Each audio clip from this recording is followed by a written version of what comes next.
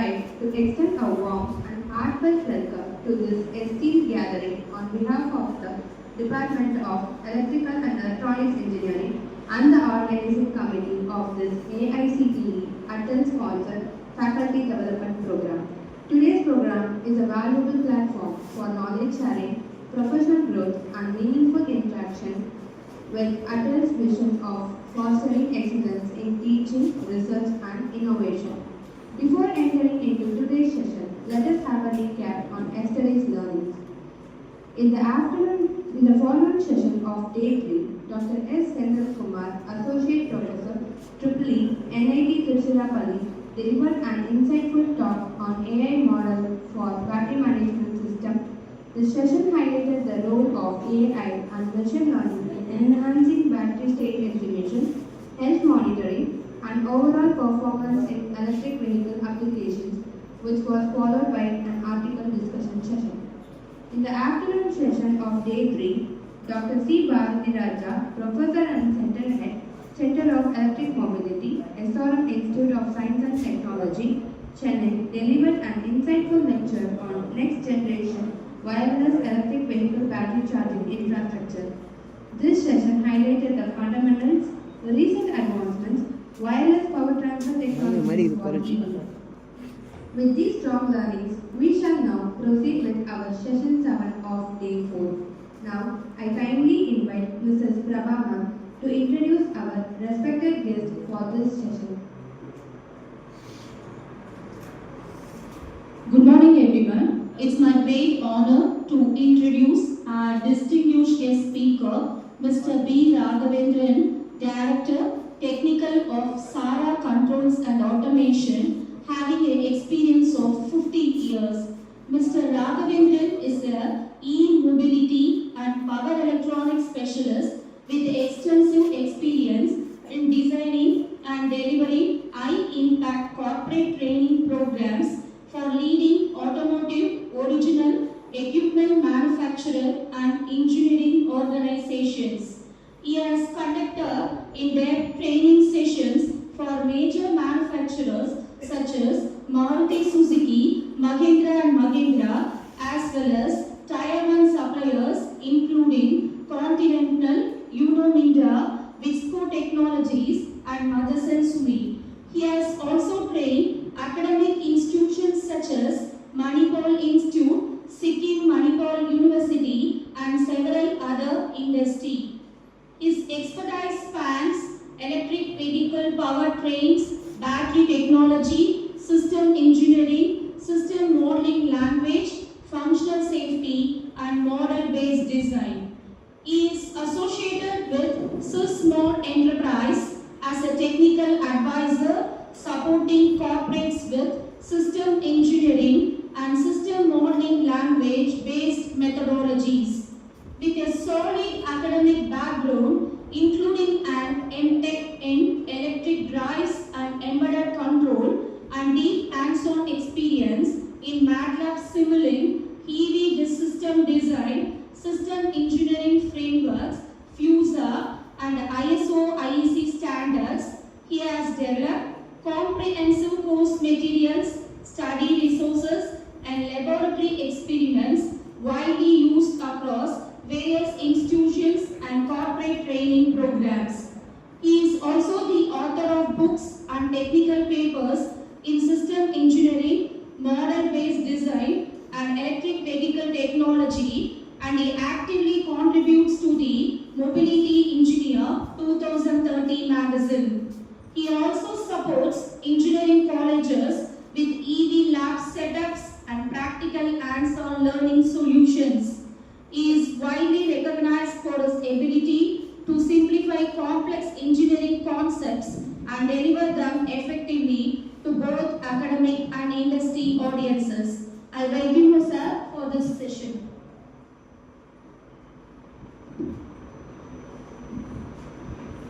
Thank you, ma'am, for the clear and informative introduction of our distinguished guest. Now, it is my great pleasure to invite Mr. Raghavendran sir to kindly take over the session and enlighten us with his valuable insights. Hi guys, good morning.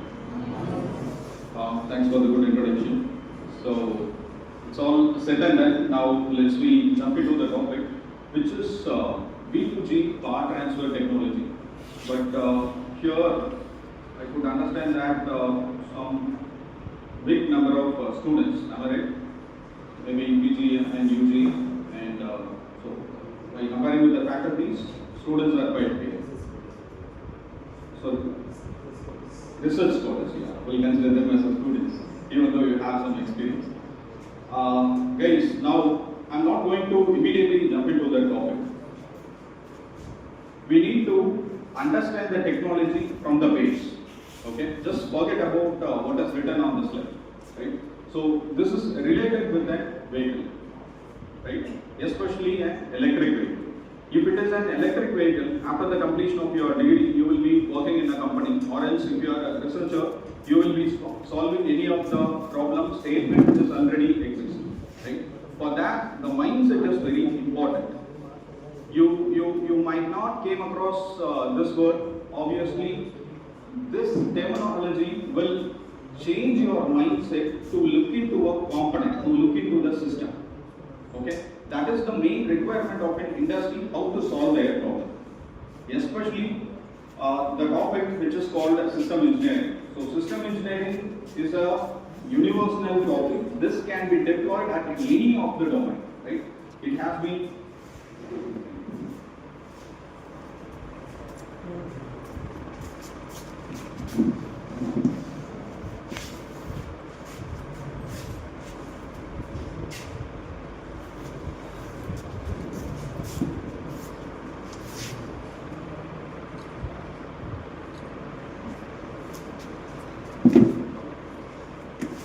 sorry for that interruption. So just think about an electric vehicle. As per your understanding, what are all the major components will be there? So I'm not going to say something which is not unknown. So everything you know, I'm just going to put it in a different team, different thinking team, right? So what are all the components will be there in an electric vehicle? Perfect, sir. Perfect. Inverter. Technically, these three components are major. We usually call it as powertrain component, right? Your powertrain component inclusive of motor, battery, and also inverter. Some OEMs will be terminating the drivetrain component also comes to the holistic view of a powertrain. But it is the perspective that how you are looking into a system, right? Now, just segregate that. Segregate this particular block diagram. What we talked about: battery, motor, inverter, and drivetrain, which can connect with your wheels through different drive shafts, right? Now just think about one particular block. Can we represent that as a system? Any one particular block, right? So just for an example, just for a sake of easy understanding, let me consider a battery pack. Okay, now at a high level view, my battery pack is a system, right? And if you are diving deep into a battery pack, what are all the things will be there? Any guess? Inside a battery pack, what will be there? Cells. Only cells? Connecting points. Great. Any other? There are so many. Yeah. Cooling system. Exactly. Good catch. So there are more number of subsystems involved on that particular system. Right? I am considering battery as a system. Inside the battery, there are multiple components. It starts from your cell casing, right? Cell cooling methodologies, your cells, BMS, and what are all. So this is how at the outset, right? Now I'm just diving deep into a BMS. What will be there inside?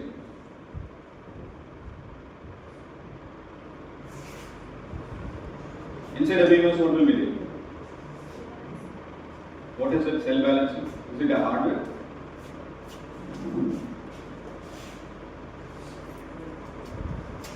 So you could understand the problem now, right? We have started with a high level diagram. We just brought down one level down, then one level down. Now we were unable to answer what is inside BMS, right? So obviously, if you are doing anything at your high level system in a vehicle, you should know about this. Let me crack it.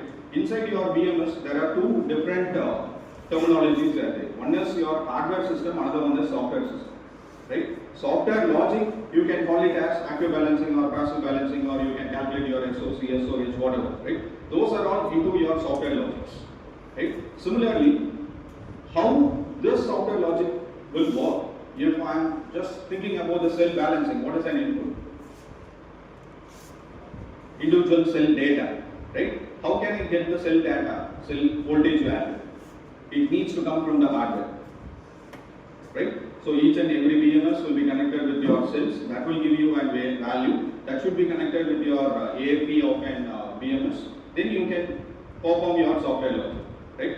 So we have to go in detail with each and every system, right? Then only you can understand the interaction between different systems, and you can go very deep on software logic and also the hardware logic, right? So importing this mindset is very, very crucial for automotive. Even literally I could say that we have developed M&M, which is Mahindra and Mahindra, and also Continental on system engineering, because we are just importing the knowledge on their employees. Just think about that. The requirement is quite huge. Whenever you are coming out of a college, or else after the completion of your research, if you are looking to join with any of the automotive industry, the requirement is you should be very familiar with system engineering, right? Now, let me tell you another real example. We have trained the people of Continental, and on system engineering part, we were discussing only about the diagrams. After the completion of diagrams, don't think about the most complex diagram like a schematic diagram. It's not like that. It's a kind of very simple blocks. Okay. After the completion of that training, the people were able to understand how their work document could have been arrived.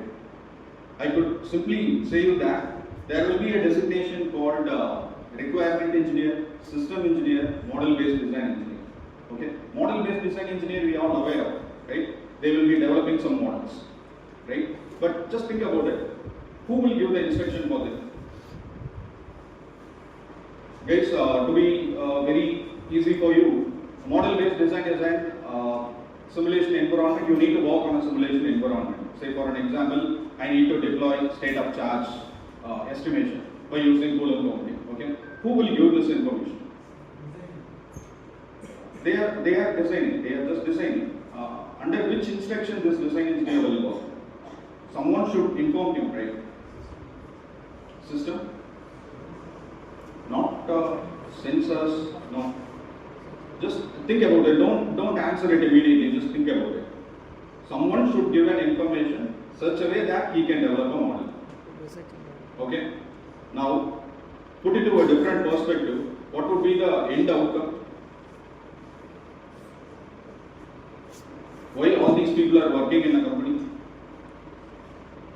To develop some model, right? To develop some proto, or to be precise, to develop some electric vehicle, right?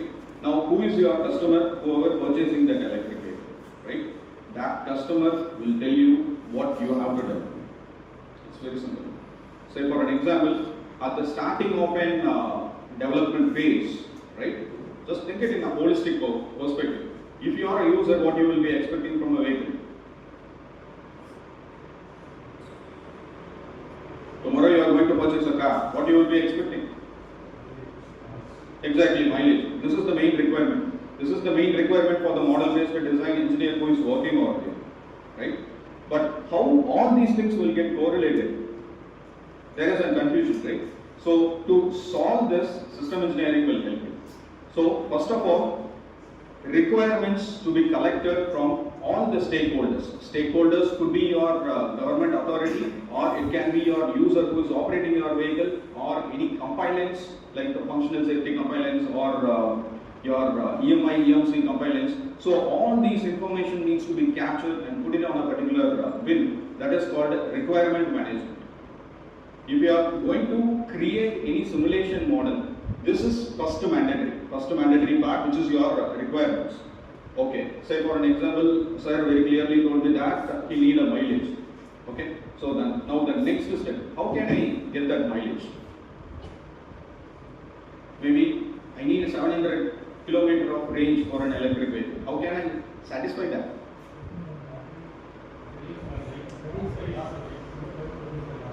Okay. Efficiency inverter. So these are all at very high level. So only I could say that if I need to manage or match a particular mileage, I need to concentrate on a battery. Now these two things precisely needs to be converted into functional composition. Previously what we did is requirement management. We just collected all the requirements and put it over there. Now before deploying it to the model based design, you need to convert that requirements into a functional model. Now it can be any aspect. You can say that convert electrical energy into mechanical energy. That can be given out to your motor. You can talk about motor efficiency, all those blah blah over there. And if I need to match 700 kilometer of range, I should have 80 kilowatt hour of battery pack. Put it in a battery pack, right? Now, likewise, your requirements already there. You have mapped up with your functional model. Now you need to go deep down. What is the capacity of your battery pack? That could have been satisfy your requirement. If I keep on increasing the battery pack size, what will happen? It adds the dead weight for your vehicle, right? So obviously you may came across the total tractive force formula, right? Rolling resistance, air drag, acceleration force, everything comes up with the individual weight as mass, right? If you keep on adding the mass, you need more power. Obviously, battery becomes the dead weight for your vehicle. You can't drastically increase it, right? So, like this, you have to make your functional models. Beyond that, you need to decompose that functional model. Say for an example, battery pack, you can tear down that up to hardware and software components, right? High level will be called as system, then low level will be called as subsystem 1, sys 2, sys 3, likewise. Now, at the final end, after creating your components, you have to give a diagrams, right? The diagrams are the input for the model-based design engineer who is sitting in front of the system with MATLAB or ANSYS, right? So he has to design a models or a simulation file such a way that to satisfy the requirement of a user. Just think about the complexity. Each and every system he can able to develop, but when put it into a system, when put it into a vehicle, how it will work? I can't give any assurance, right? If I am pressing an accelerator pedal with a 10% torque demand, how my motor works, what is the motor efficiency, whether the battery can give me a proper current, discharge current, whether all the contactor systems are properly opening up during that duration, right? So all these things putting into a visualized format is called SysML, okay, system modeling. So which has the base of system engineering, which talks about all those things, which is very, very, very mandatory. Right? I told you that finally you have to develop a diagram, right? So those diagrams could have been developed with IBM Rhapsody or Enterprise Architect or few other Sparks tools are there to develop different diagrams. Now let me go into that. What are all the diagrams? Now you have to think it in a way that how a user can utilize that vehicle, right? Say for an example. I'm just let me try to connect with the V2G. I'm just going to park my vehicle somewhere, and I need to initiate the charging, initiate only the charge. So what are all the conditions I should ensure? I'm just parking my vehicle, I need to charge my vehicle on a public charging. So what are all the process or what are all the sequence involved in it?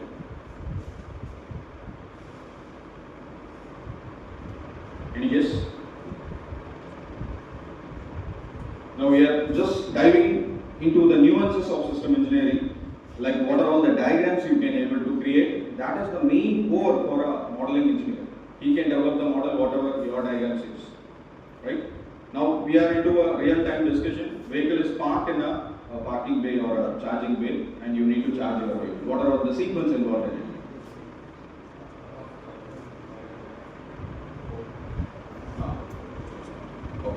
Let me take it in a very simplest way. I'm just going to park a vehicle in a parking bay, right? So I'm an actor, okay? And the component involved in the system are actors, right?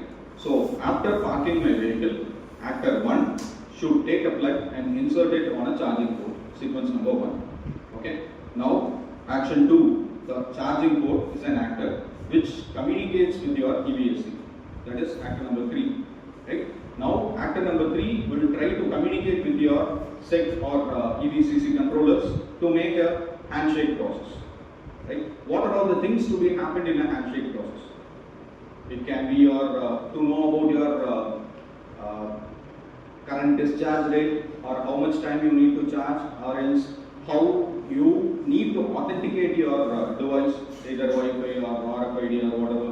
Right? Once the handshake process is done, then you can charge your battery pack. Now, these many information should be brought in a diagram. This is called sequence diagram.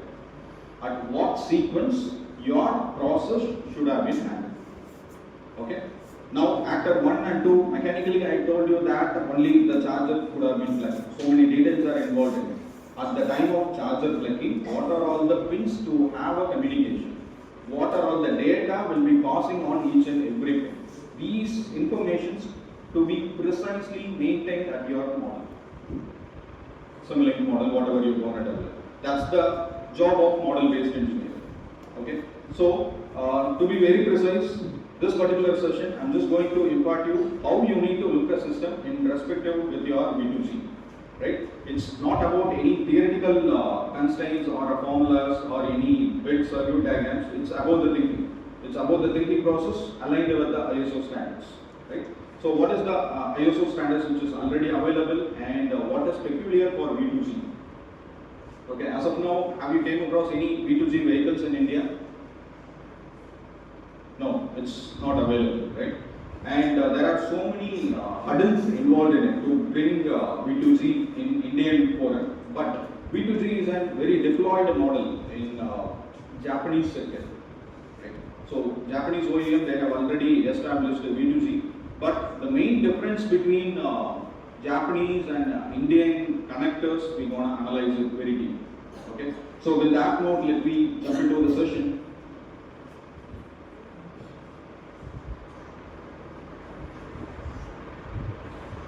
Okay, this is what our previous automotive, right? Everything consists of engine and also your hybrid engines, 2K, and finally we are just moving into the sector of electric vehicles. And what could be next?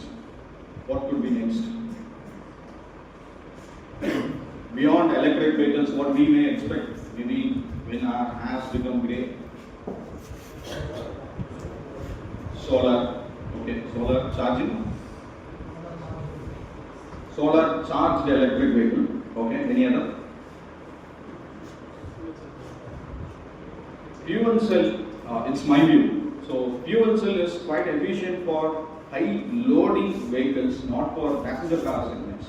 So, especially I am well experienced only with the passenger car segment. By the way, I am saying you that fuel cell may not be the good solution for passenger car segments. It could have been used for a truck, bus, or dumper truck. Could be just catchability. So, how we can visualize the vehicles in next era? Exactly, unmanned vehicle. Usually it is called autonomous vehicle, right? So in autonomous there are various levels. Sorry, I'll give you back. So autonomous, there are different levels are there. Maybe in nowadays advertisement you could have been seen ADAS 2 or ADAS level 1. So these functionalities are already deployed in nowadays vehicle. Gen Z kids, can you say me any ADAS level 2 cars have you seen on the roads? Any cars have you seen? Okay, so ADAS level 2 in the sense, driver should be sit in a vehicle and intentionally he can take his hands out from the steering. Right? Vehicle will perform its job. Whenever the obstacle or any immediate action is required, vehicle itself will take that action. Right? Maybe it can apply a sudden brake, or else it can give you an indication that steering may get vibrated, dashboard will give you an indication, warning, you have to take the control of a vehicle. So such kind of implications are involved in ADAS 2. Okay. So beyond ADAS 2, level 3, 4, 5 is not applicable in India as of now according to the Indian government law. Okay. But such kind of revolutions are already deployed in Chinese and also some of the European countries and few American countries as well, right? So level 5 always states that autonomous vehicle, right? So maybe I have some video on it, let me share it with you. But before that, what other else we can visualize, maybe after down the lane of 10 years.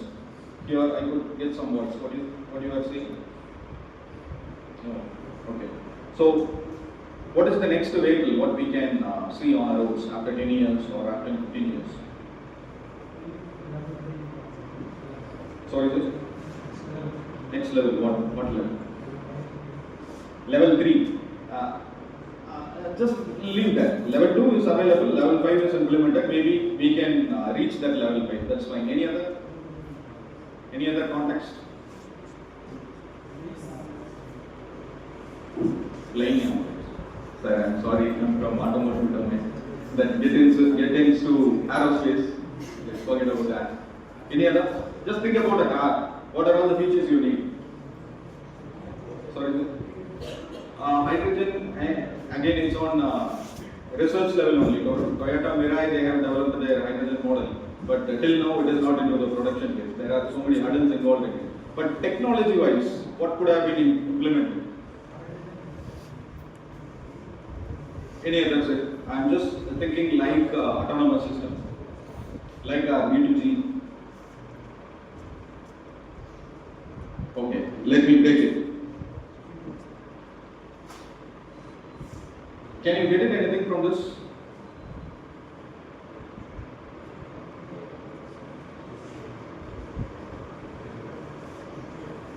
Digital dashboard, okay. And one thing we have already discussed, which is autonomous driving, right? What other else you can visualize here?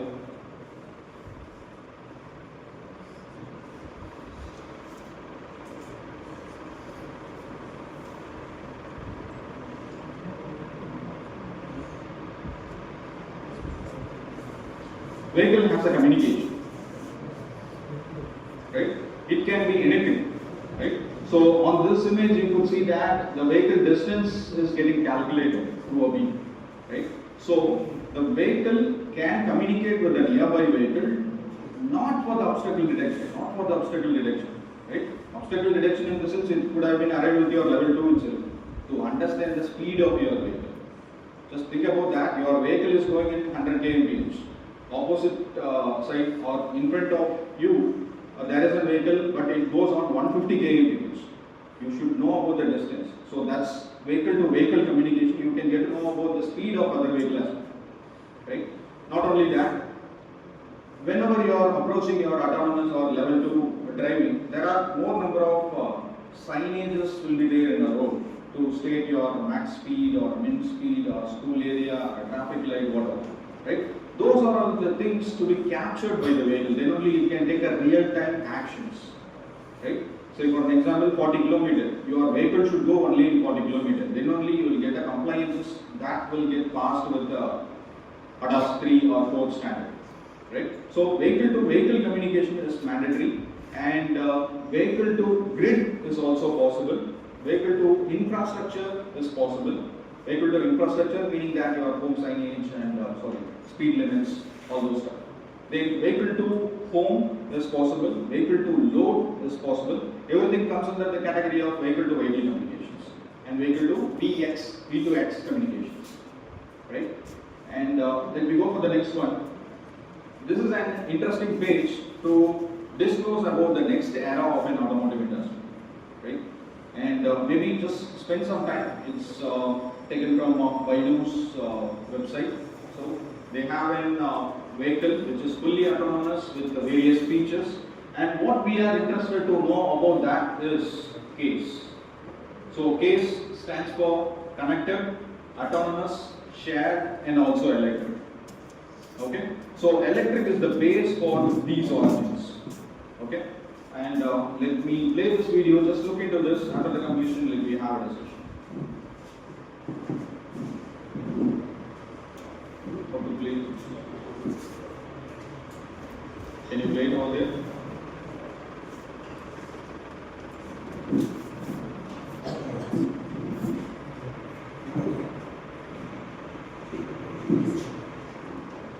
be quite interesting. Just get into it.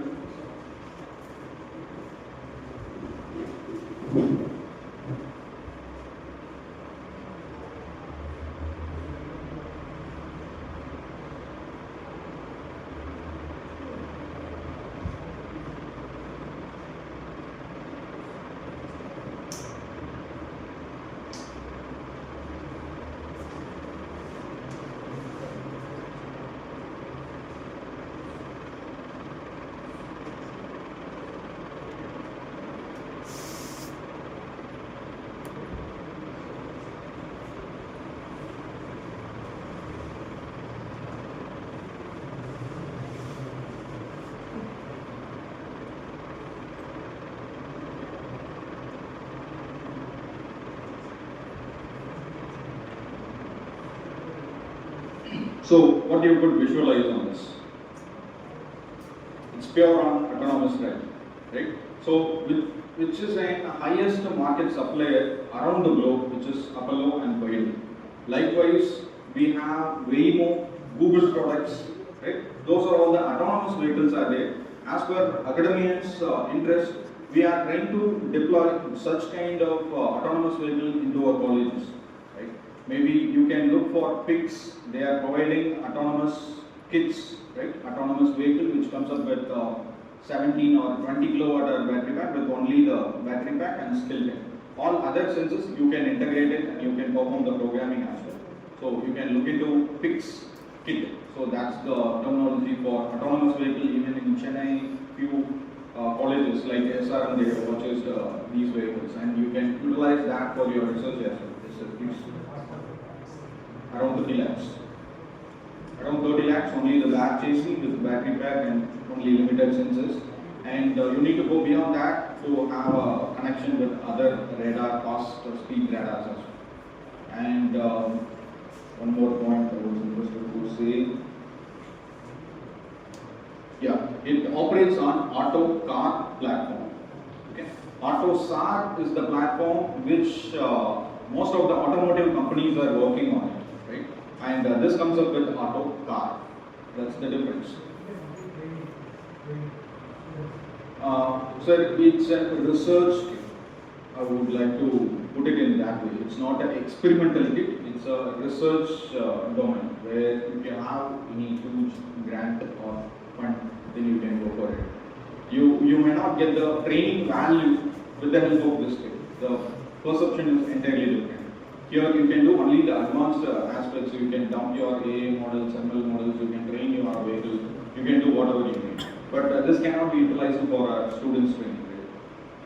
So the complexity is quite higher. Maybe you can utilize it for your research purpose or for research scholars appreciation. By the way, you can.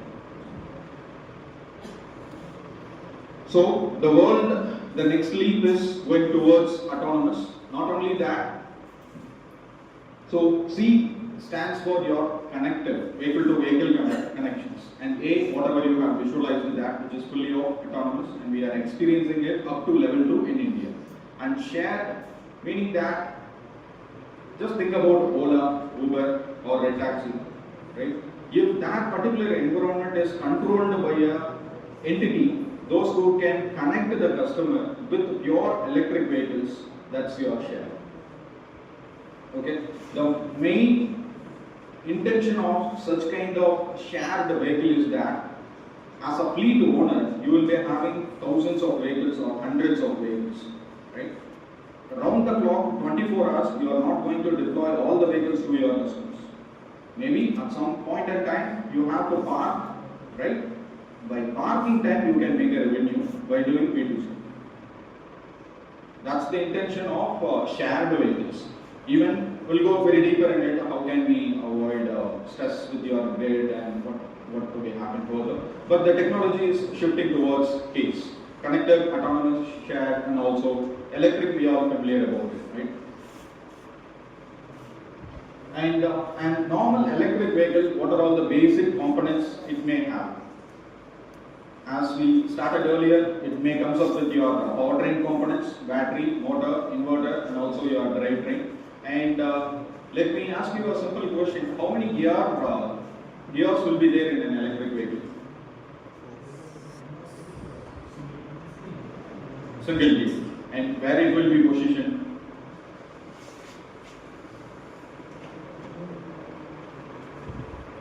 Gears. How many gears are available in a vehicle, electric vehicle?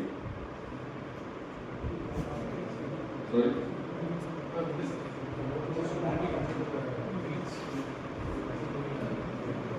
Okay, I need to be.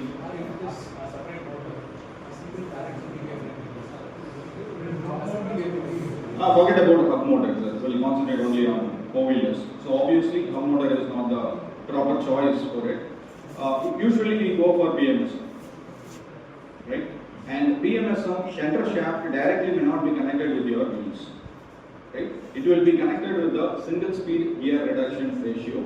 There, 3 sets of gears will be there, which will be designed only at the time of designing your vehicle, right? And output of your 3-stage gears, there will be a differential, right? Through the differential, it will get splitted with both the ends. Through a drive shaft, tires will be connected. Okay, so slightly you need to modify your sentence. Motor may not be directly connected with the wheels. Motor, then single speed gear reduction ratio. Usually the ratio will be 7, 8 or 9. This is the most predominant high efficient gear ratios. Gear ratio will be either 7 or 8 or 9 or between 7.1, 8.1, something like that. It depends on the 3 sets of gears what you have internal, right? This particular point will come under the category of drivetrain. But even though this is one of the major components which you need to consider when you are looking into an electric vehicle. Okay, what other components will be there? According to our interest, what we need to concentrate? According to today's topic.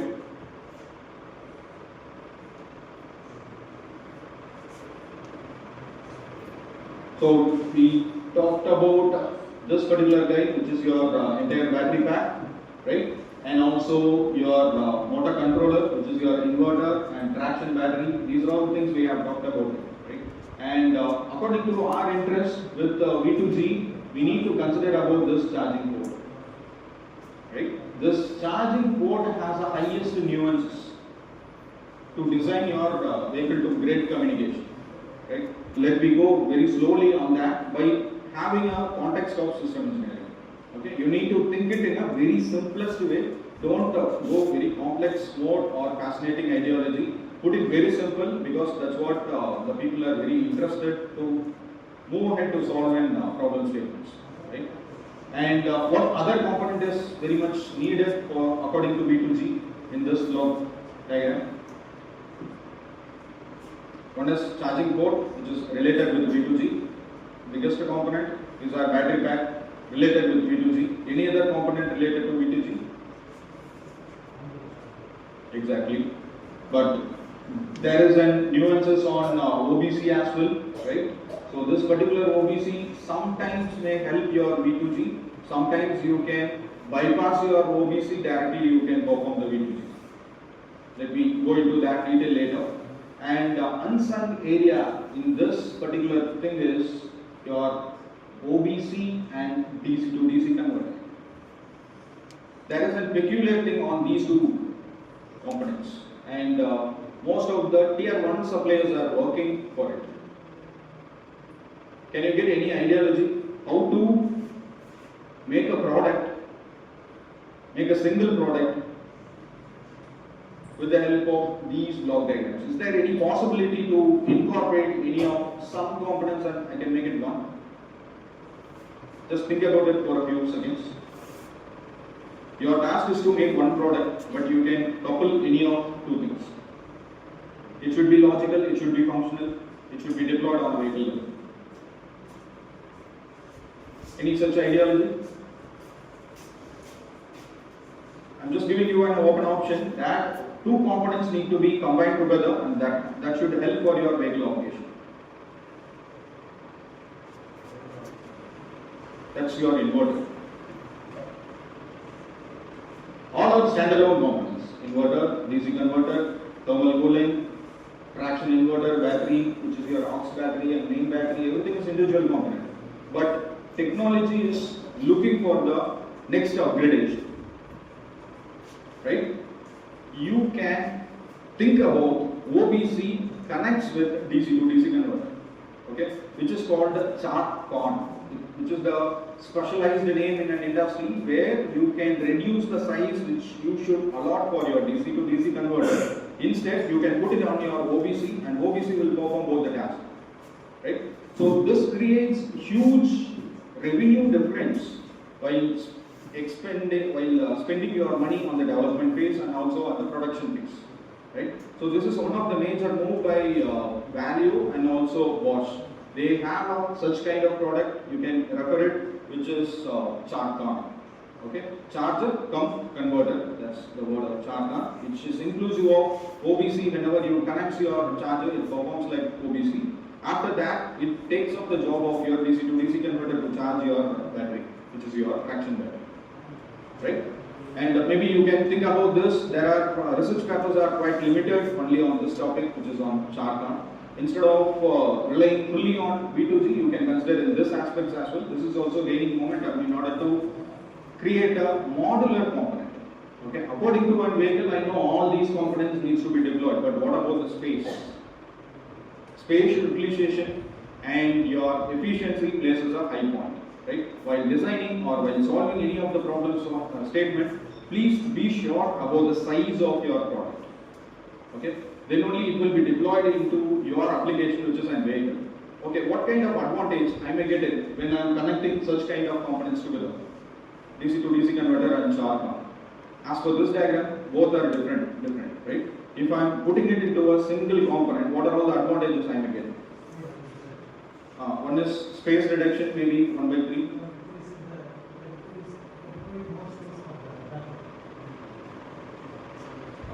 Okay, sir. Okay, maybe I'll put it in a different way. If I am connecting 3 water bottles, okay, so that's the size of my chart. If I am connecting such kind of 3 water bottles, typically that's the product size what we are talking about. So this may not create huge impact on my traction battery, right? Maybe around 10 or 30 cells I can connect it. According to 40 kilowatt battery pack, 30 cells are quite simple.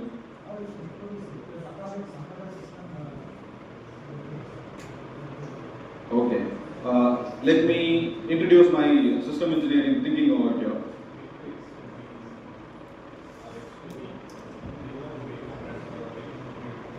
Okay.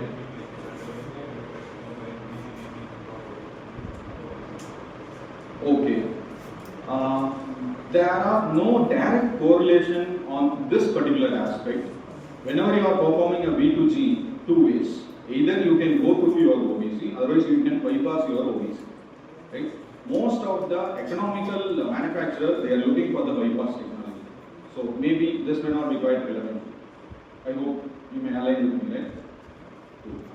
And yeah, we'll come to the next context. If I am keeping that ChartCon in my vehicle, as mentioned, space will get reduced, right? But just think about it.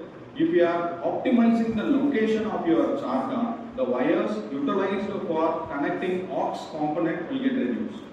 Am I clear? Right? Wire length will get reduced so that your production cost will go low, right? Because of wire length reduction, okay, the mass of your vehicle also gets reduced proportionally, which increases your energy. Maybe for a high line conductors, DC lines, we may be thinking about the weight. Even for signal wires, it adds up the weight with your vehicle. Okay, properly if we could organize the location for your ChartCon, you can achieve these aspects. Immediately you can increase your energy slightly, maybe 1 kilometer or 2 kilometer, but it adds value for me, right? Just by optimizing the location, maybe I can provide good space for my customer, right? Either at your front end or at the back side, somehow it may help me, right? So as a manufacturer, my production cost goes low. For a user, mileage is getting increased.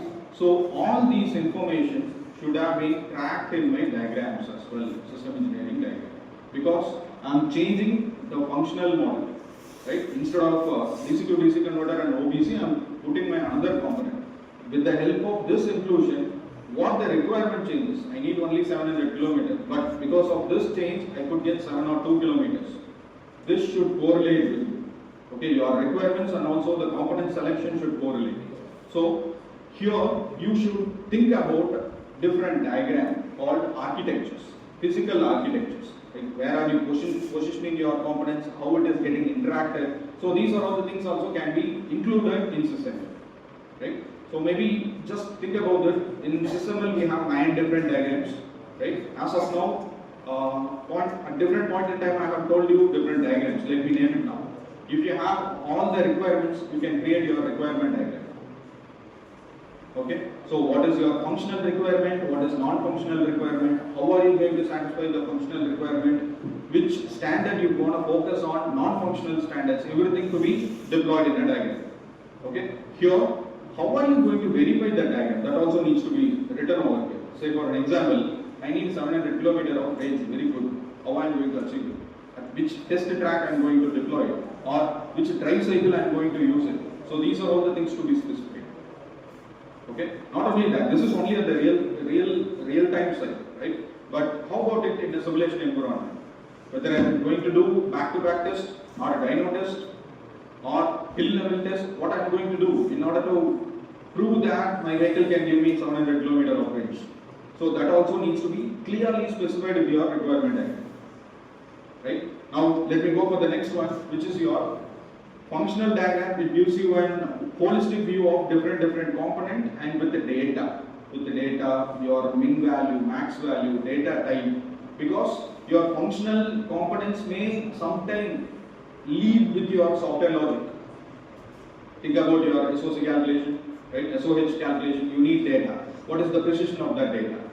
Right? So that will be deployed with your functional models. Likewise, we talked about sequence, right? Actor 1, actor 2, how they are getting interacted, right? That will be disclosed in the way of sequence diagram.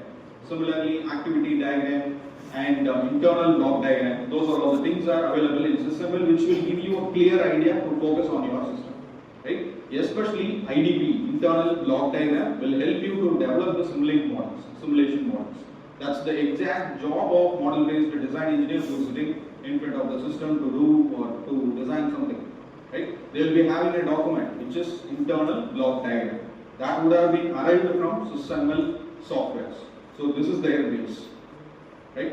Now let me go further. Maybe let me go quick.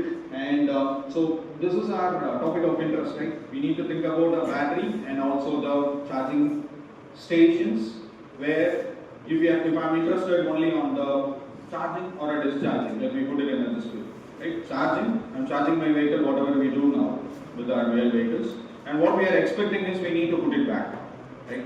So on that particular context, we need to go a little bit deeper to understand what are all the basic physical elements are involved in it. I'm interested to think about it in a physical architectural level, right?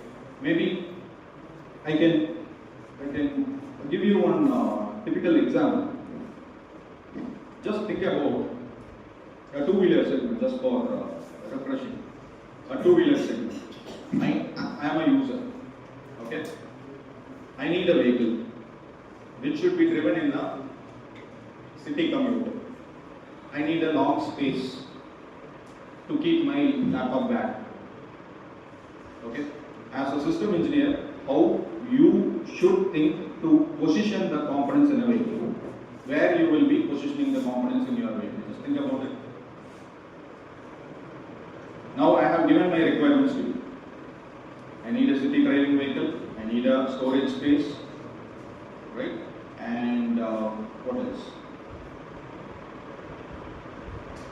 Storage space and city driving vehicle, okay? And how will you position your components? All the powertrain components. Just think about it, make it very simple on a two-wheeler. Where you will position the components. Major powertrain components alone. Just think about it.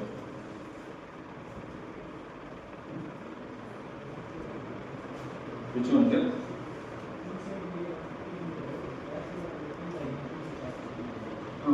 For electric two-wheeler. Engines for, think about scooter, where you will be positioning your motor controller and also inverter on a battery. So the requirement should keep or to integrate with your components. Based on your requirement, you should do this mapping. Let me tell you. Maybe I may go for hub motor to reduce space, so that I can give high space for my customer, satisfy one. Okay, in terms of motor. Okay, which other equipment will take highest space? Battery. Where can I keep the battery back? If I am keeping it below the seat, he may not get the space. Right or wrong? If I am keeping the battery pack under the seat, I can't provide the storage space for my user. So my requirement 2 is getting managed over here. So I should look for another opportunity. What is it? What it could have been?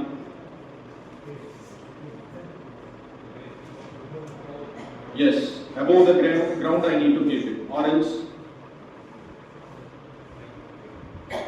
sides. Usually sides and frontal we should not keep the battery pack as per ISO standard. Sorry, AAS standards, right? And ATAL usually they are keeping it below the hood, right? Ola they have a battery pack in this shape, right? All the things are taken up with the consideration that user need a highest space, right? That's the requirement. They did the physical architecture where I am going to position the components. Then they went for a design. So this is how system engineering is deployed in each and every level of vehicle component deployment and also other design, right? So with that context, let me jump in with the four-wheeler segment. So the essential and crucial components are for your charging and also the discharging.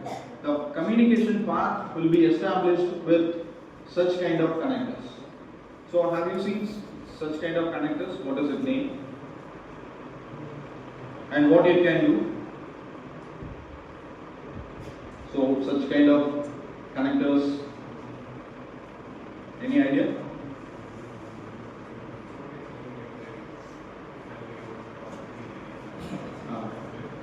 Cell level.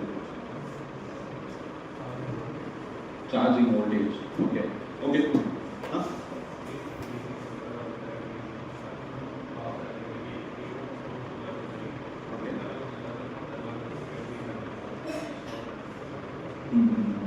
Okay, so that's a good point.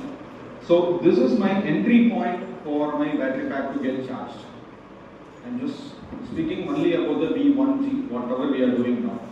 Okay, so this is my entry point where the way I can charge my vehicle. Again, you can deploy your system engineering thinking over here. Where can I deploy this connector? Even in some vehicle, you could have been seeing that left side. Some vehicle front side, right? Maybe they can use the optimize the logo location and they are keeping the connectors, right? The reason is you can reduce the wire length. Again, it will give you the highest mileage. So those are all the considerations you should think, right? And okay, so this is my charging connector. Likewise, have you came across any other type of connectors in Indian cars? So this is one connector, okay?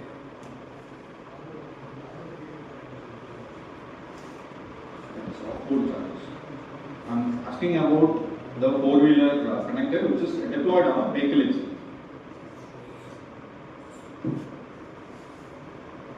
No, right?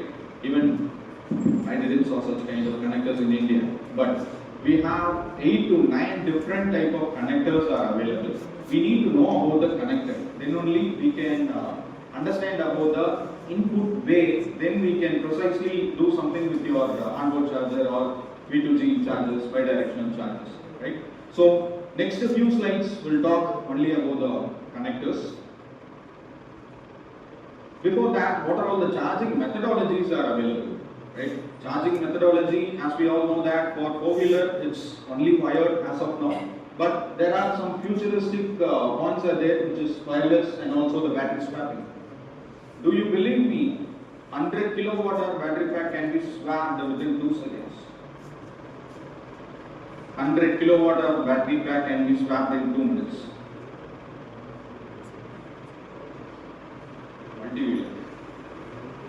Multi-wheel trend, not four-wheeler.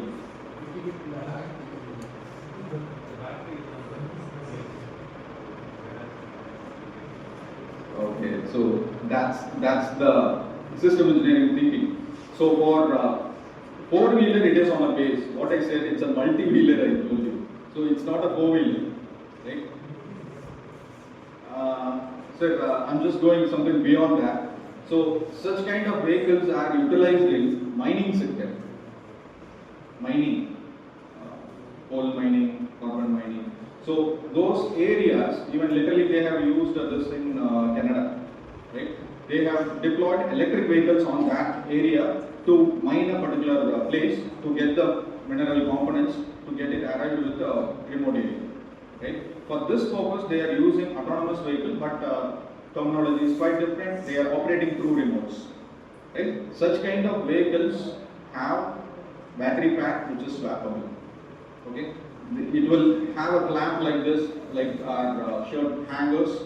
It will pull you down and you can take it out, right? Within 2 seconds you can do that. So that is still available in mining areas. Maybe you can refer it Canada mining electric vehicles. You can get plenty of portfolios, right?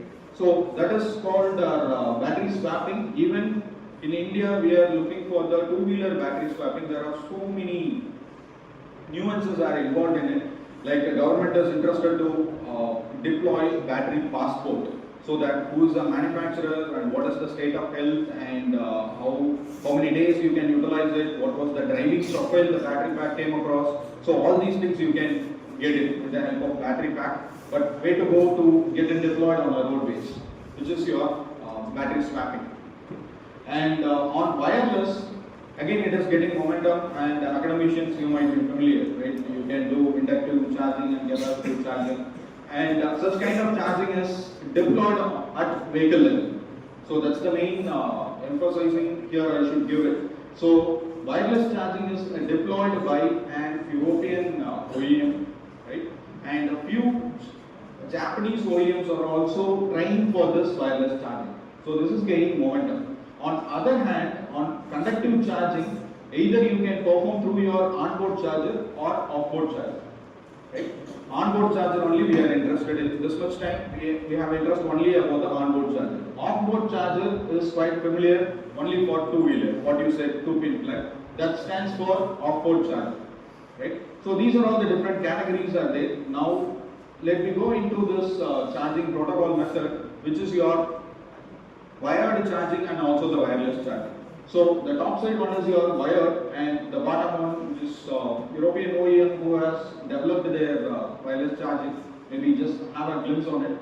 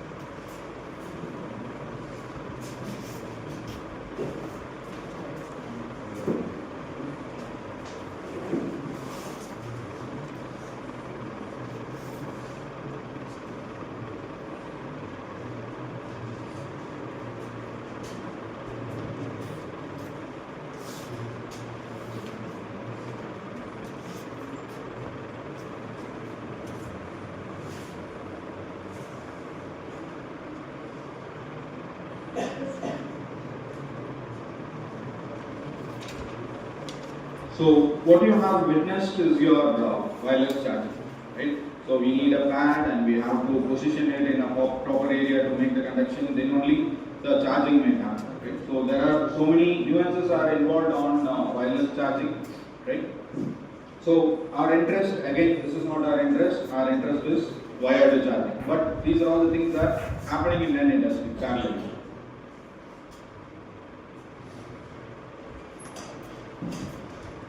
Okay, again, charging can be done in various ways, in a way that you can charge your battery pack, right? Either with the help of your AC supply or else DC supply, right?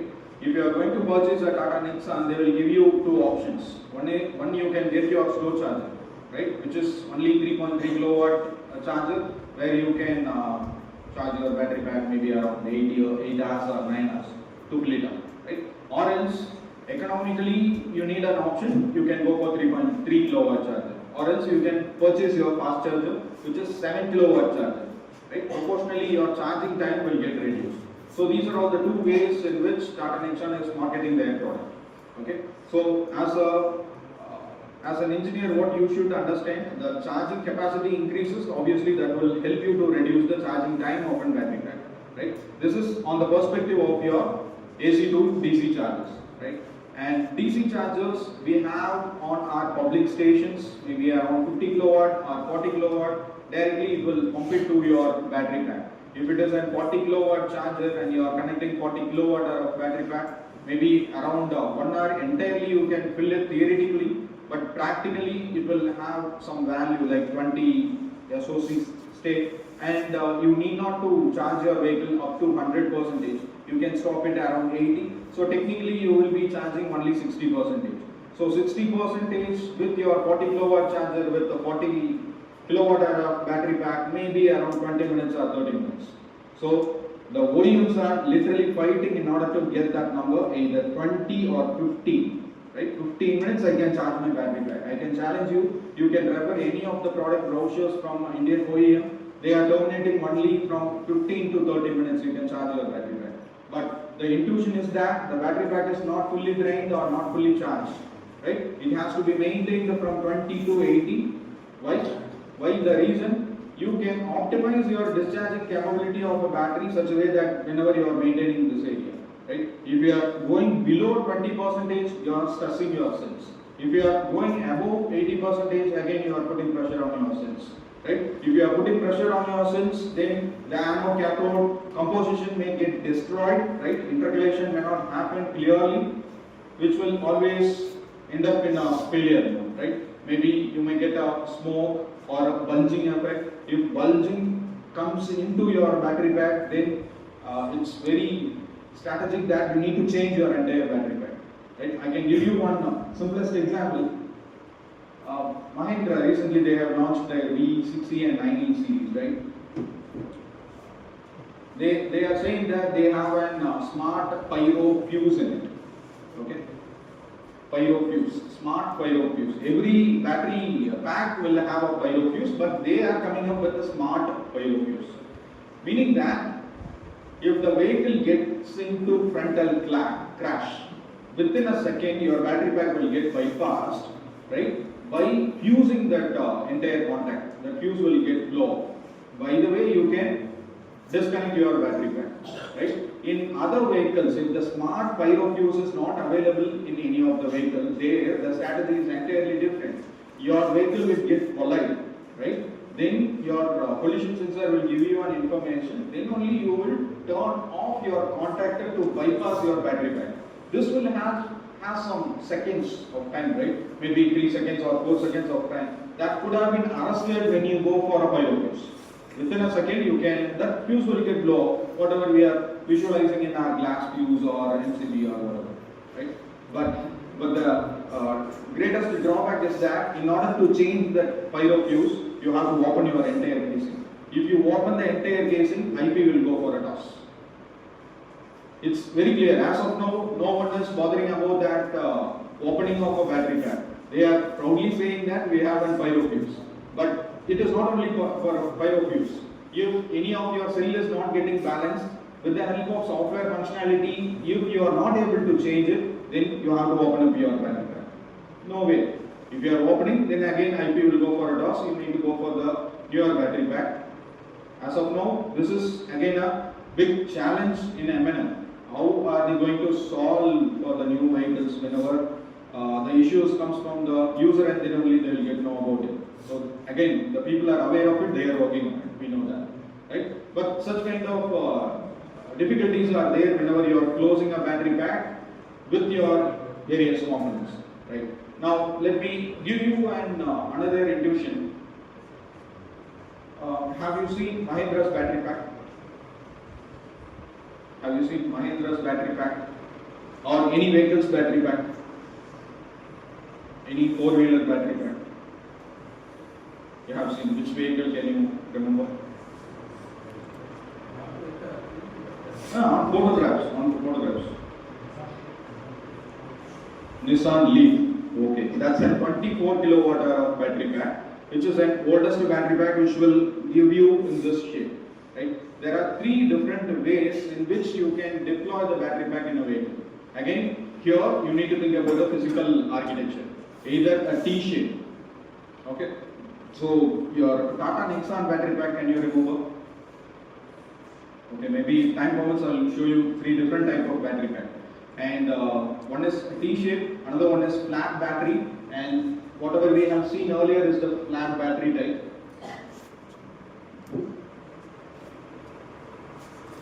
So this is your flat battery, right? And another one is slightly curving. So in this particular area, you can go for a curving. Okay. And third one is your T-shaped battery. Typically, retrofitting models will have that battery pack. So we all know that in India, Tata Nexon EV is the highest number what they have sold, right? But that skeleton is not meant for an EV. It is a retrofitted from Tata Nexon ICE to an EV. So whenever they go for such kind of modification on a chassis, they can do something on the battery design, not on the entire chassis design. But if you look into B6E or Hyundai IONIQ, so their models are entirely made for electric vehicles. So they go for such kind of battery packs, right? Again, here also you need to think about the positioning of a battery pack in a way that you can deploy your BMS in it, pyrofuse in it, and battery junction box in it. Okay, so all these components could have been kept inside your battery tray itself, right? So battery junction box, it consists of around 5 to 6 contactors, 2-pole contactors, and on top of it, each and every cell module will have a cell supervisory circuit, and also you will be having a master BMS. So you should plan yourself such a way that to accommodate everything on a vehicle chassis. Right? Only the possibility you can change the cell form factors or reduce the battery pack weight. Here comes the main drawback. Initially we were talking about 700 kilowatt hour of battery pack, but I can spend only this much thickness for my battery pack, and the space is very much limited on my vehicle chassis. Then how I am going to deploy 700 kilometers? There comes the nuances. What are all the other possibilities are there? Okay. So maybe we'll jump in with the interfaces with the connectors now. Okay, let me focus into the connectors now. So there are different type of connectors available. What we have seen on the Tata Nexon and all Indian vehicles is of CCS2 connector.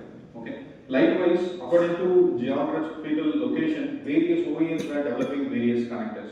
So when you are developing a vehicle to create the bidirectional charges, it should make a communication with your battery, right? Through the cable and connectors only it is possible. So that's why it is very crucial to know about your connectors on CCS2 and a few other connectors.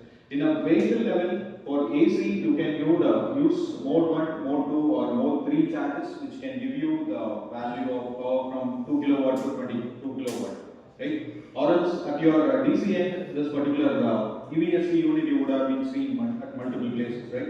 So with that, it is possible maybe around 50 to 60 kilowatt of charging phase. So for both the things, we need a connector, and this is peculiarly for DC. So which is called channel, right? And this is for Japanese connectors. Most of the Japanese vehicle will comes up with the channel, which is crucial one for V2G, because at the initial phase of my schedule, I told you that Japanese OEM, they have already deployed V2G, right? But they have used only channel connectors. This is the main difference between India and Japanese OEM. In India, we are using CCS2, where it looks like this, right? So, which has a possibility to charge your battery pack with the DC or else with the AC supply, which is possible with this combo, which is CCS2. Whereas the CHAdeMO, it can be used only in Japanese cars. So these two things will communicate with your EVS system through CAN communication. But whereas in CCS2 there are no CAN connection at all. So this stands the major difference between Japanese V2G and Indian OEM focused V2G. Right? So we have various difficulties in order to get the data from your battery pack with this connector. And this CCS2 is the modernized connector according to Indian government's law. Right? So all the AAS standard is adopted for this connector. Now immediately we can't push back from CCS2 to CHAdeMO. That is not possible. That's why most of the OEMs are working on CCS2, right, with V2G by imparting ISO 15118-20 standard. Right? This is the newest standard. Whereas 15118-2 states for low stand with your CHAdeMO for few applications. The main difference what you need to consider here is the CHAdeMO will communicate with the CAN signals, and here there are no CAN at all. Now just think about it. You have a battery pack. The discharging current value for your battery pack, your vehicle should inform to the EVSE unit. This is for the typical charging a battery pack. Right? At what rate your battery pack should have been charged. That should be known for your EVSE unit first of all. Then only you can charge your battery pack. Right? Let me give you a system engineering perspective here. There are various use cases out there. Right? According to V2G, the case 1, your battery pack is fully charged and you are interested to give it back to the grid. This is case 1. Case 2, I don't have a charge. I am just putting my connector in my EVSE. It will get charged. After that, I am not going to remove it so that whenever the grid needs supply, it can take it back. This is the case 2.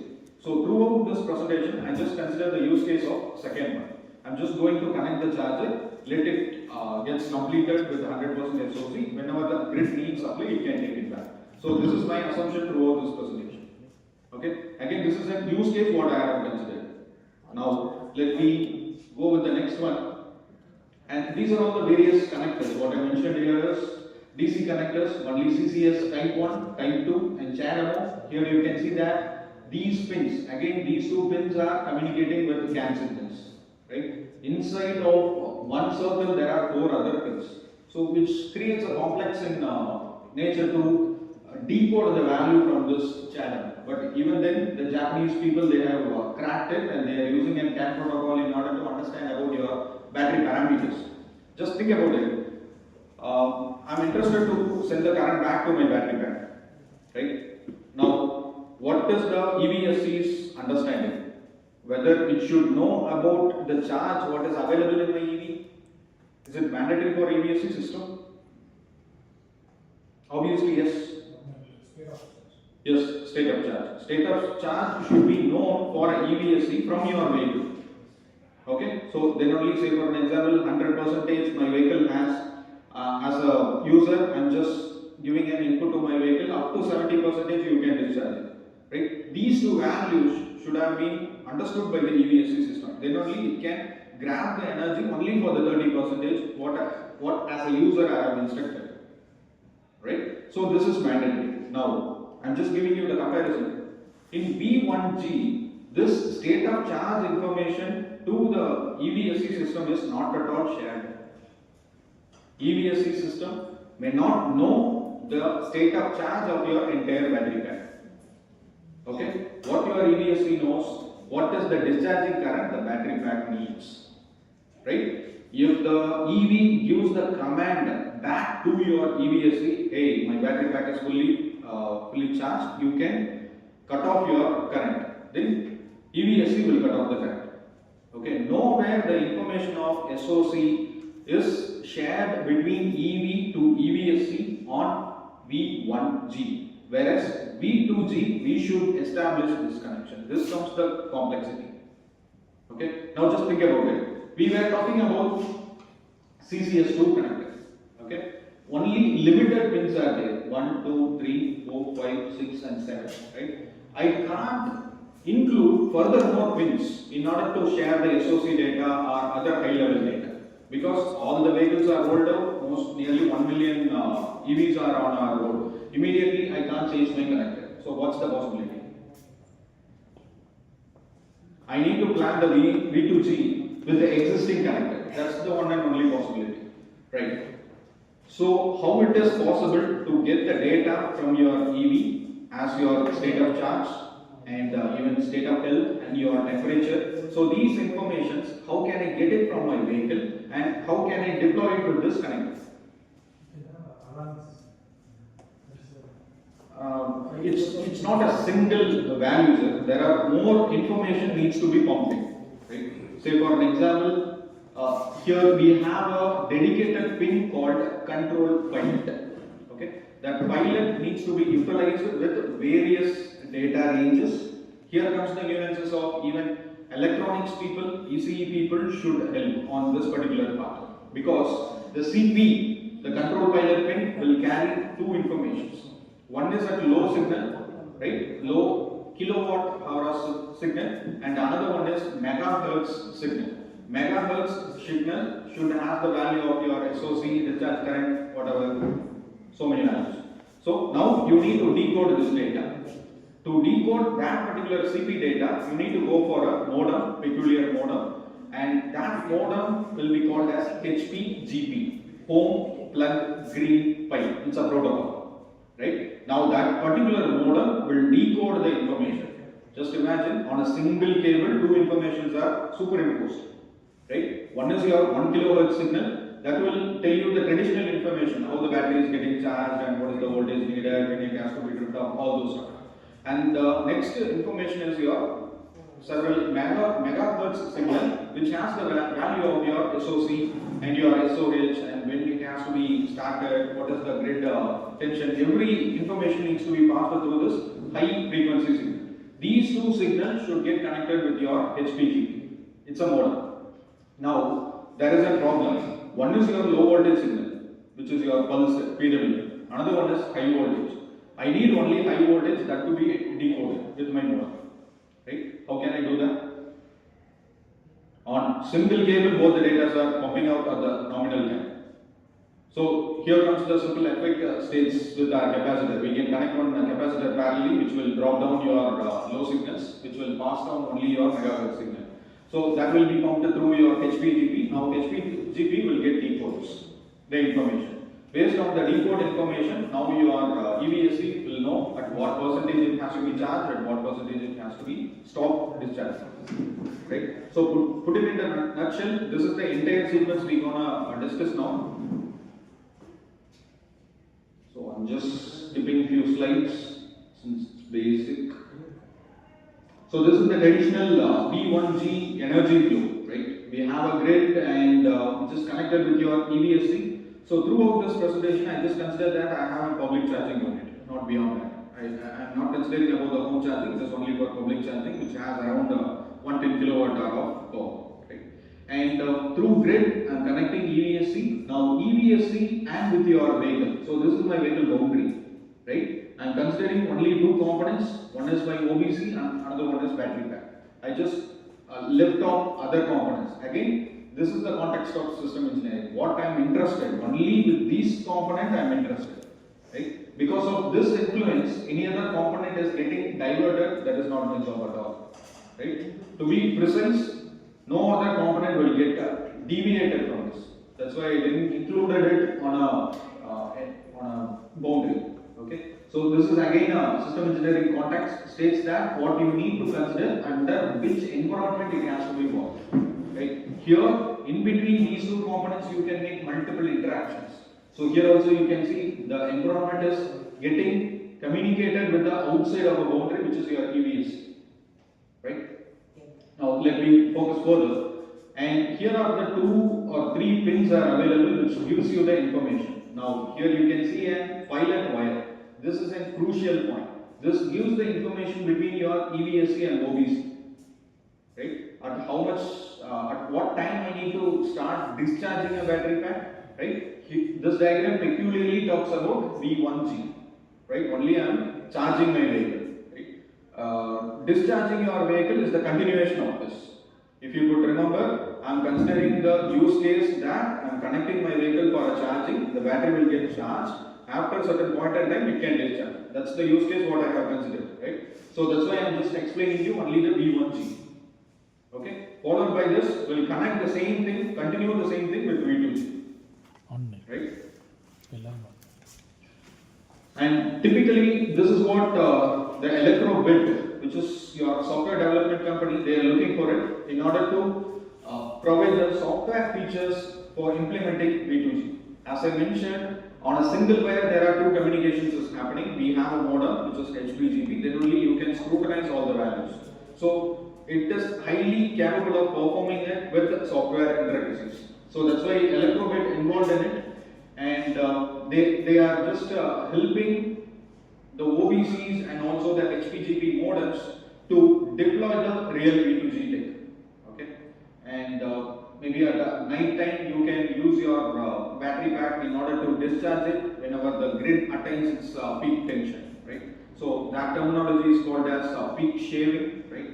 And I hope you will get it. So this is the high tension area whenever the peak tension occurred at your grid. During this instant, you need to discharge your battery pack. Okay, I'm just considering only this scenario, right? So in this particular scenario, even I can charge my battery pack. This could have been taken care only by the grid, this particular line, and the red lines is my battery discharge duration, right? So in order to save the tension at my grid side. Okay, so these are all the inputs needed before jumping into the bidirectional converter, right? And such kind of ideologies are deployed with the various vehicles, right? Nissan Leaf, Nissan EV, so Mitsubishi. You can see that all these are. What is the relation between these four models? What's the similarity? Even you can think about this as well. ID is from Volkswagen.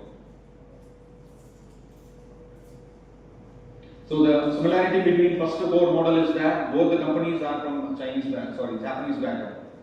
Japanese manufacturers, they have used CHAdeMO, right? But our difficulty, we have to deploy that with CCS.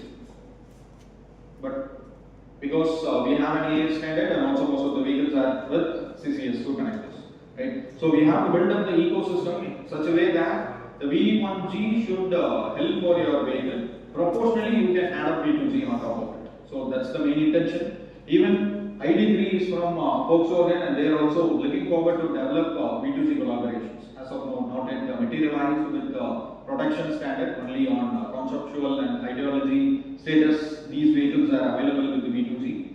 And as you know that Nissan Leaf is an oldest model. 2013 itself they have launched their first electric vehicle. But how come it becomes V2G? There must be a question. The answer is that's not a real vehicle to grid communication, whereas the entire battery pack would have been drained by the grid. No, it's not like that. The vehicle is giving you an enabler. You can connect your discharging load at your vehicle end to utilize it. So it's a typical V2X communication. Okay, it's not a real V2G communication. It's a V2X, which can be called as a V2G enabler. There is a difference between these two. And on top of it, one more thing you need to understand, your vehicle may have the compatibility with the V2G. Okay? Now, you should think about your EVSC side as well. Here also, you should have the compatibility. Then only you can transfer the energy back to the grid. Right? My fuel tank is full. Whether my front fuel tank is full or empty, based on that only I can serve my fuel, right? The same ideology, right? So your vehicle may have the V2G compatibility. You need to check the EVSC compatibility. If both are there, then only you can pump back the power to your grid. Okay? And on that context, Leaf has a V2G enabler, but it won't support with your EVSC because by the time, by 2013, the ecosystem was not developed. But they have came up with the feature that the vehicle can adopt to V2G. That's why even now it is listed on V2G vehicles, it's only. But just think about it, it's just a 20 kilowatt hour battery pack, which is quite lesser. So what will be there in bidirectional charges? So in a bidirectional charges, you will be having AC to DC and also DC to DC. So whenever you are discharging your charging your battery pack from the grid, you will be taking AC, that will be converted to DC, then you can step it up, you can give it for your battery pack, right? Traditionally, the process will get reversed whenever you are discharging a battery pack, right? So again, I am telling you, I have considered the sequence that I am going to charge my vehicle. It has to reach 100%. After 100%, after some time, it should give it back to the grid. That's my assumption, right? Now, we'll understand how the correlation will happen from your EV to an EVSC. So this diagram is a clear indication, states both the sides. So this is your electric vehicle supply equipment, which is your public charging unit, right? And here I have a vehicle, right? So who is communicating between these two? The master is my plug, which is CCS2 I need to consider, because as we are an Indian people and we are talking only more about our Indian OEMs, right? So we need to think more about this, and before diving into such communications, that we understand the connectors point. So here are the two pins which has the huge diameter. Can you please zoom it up? Zoom it up, please. Only that image. This one.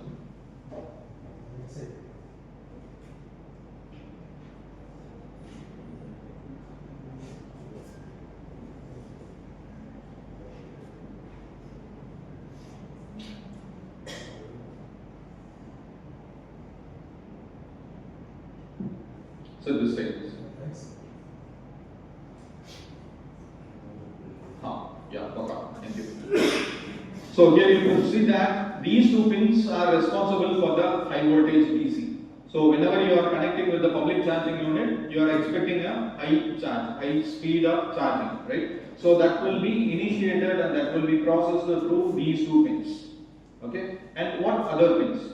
So L1, L2, L3, which helps you to connect with your 7.7 kilowatt hour charger, whatever I was talking with you a few minutes back. Tata Nexon is giving you two charges. You can go for 7.7, right? If it is 7.7, you are going for a 3-phase. If it is below 3.3 kilowatt, single phase. So if you are using single phase connection, N1, L1 and neutral will be connected. If you are going for 7.7 kilowatt charger, then 3-phase with the neutral will get connected. In order to safeguard the equipment, PE is required. So this is your protective earth. So all these stuffs are related with your AC charging. AC, slow charging or fast charging you can call it as. While comparing with 3.3 to 7, it's a fast charging, right? And let me name this particular charging as a rapid charging because it is fully on DC side, DC positive and negative. Okay, now the main thing is these two pins. Okay, so this is my PP, which is proximity pilot, and another one is my control pilot. Let me tell you what is it. This control pilot has two jobs. Okay. Now just think about the previous image. What it was showing me on one end the connector and another end charging gun. Okay. When these two things are getting connected, right? Proximity pilot will come into the picture. Right? It makes an interaction between your connector and a plug. It informs the EVSC, states that something is connected. Okay? Through that connection, EVSC will understand the current carrying capability of this entire charging gun to EVSC. There will be a small resistance, inbuilt resistance. It will capture up that value. Right? Let me revise it one more time. So PP has two tasks for it. One is to ensure whether the connector is properly tied. Another one, it gives the information to your EVSC what is the current capability of the wire. So these two information will be passed by your PP. Proximity pilot. Proximity always distance, so it gives that mechanical idea. And another one is your control pilot. So this is your control pilot point. This is very much crucial, right? With the help of this pin only, we can perform V1G and also V2G. All our information, whether the battery pack is fully charged or partially charged, what is the intention of the user, how much time he has given the authentication permission, whether the authentication has its own certification, whether the certification is valid or not, whether it complies with the ISO standards, all those informations will be passed only with this control pin. Okay, that's why V2G becomes so complex.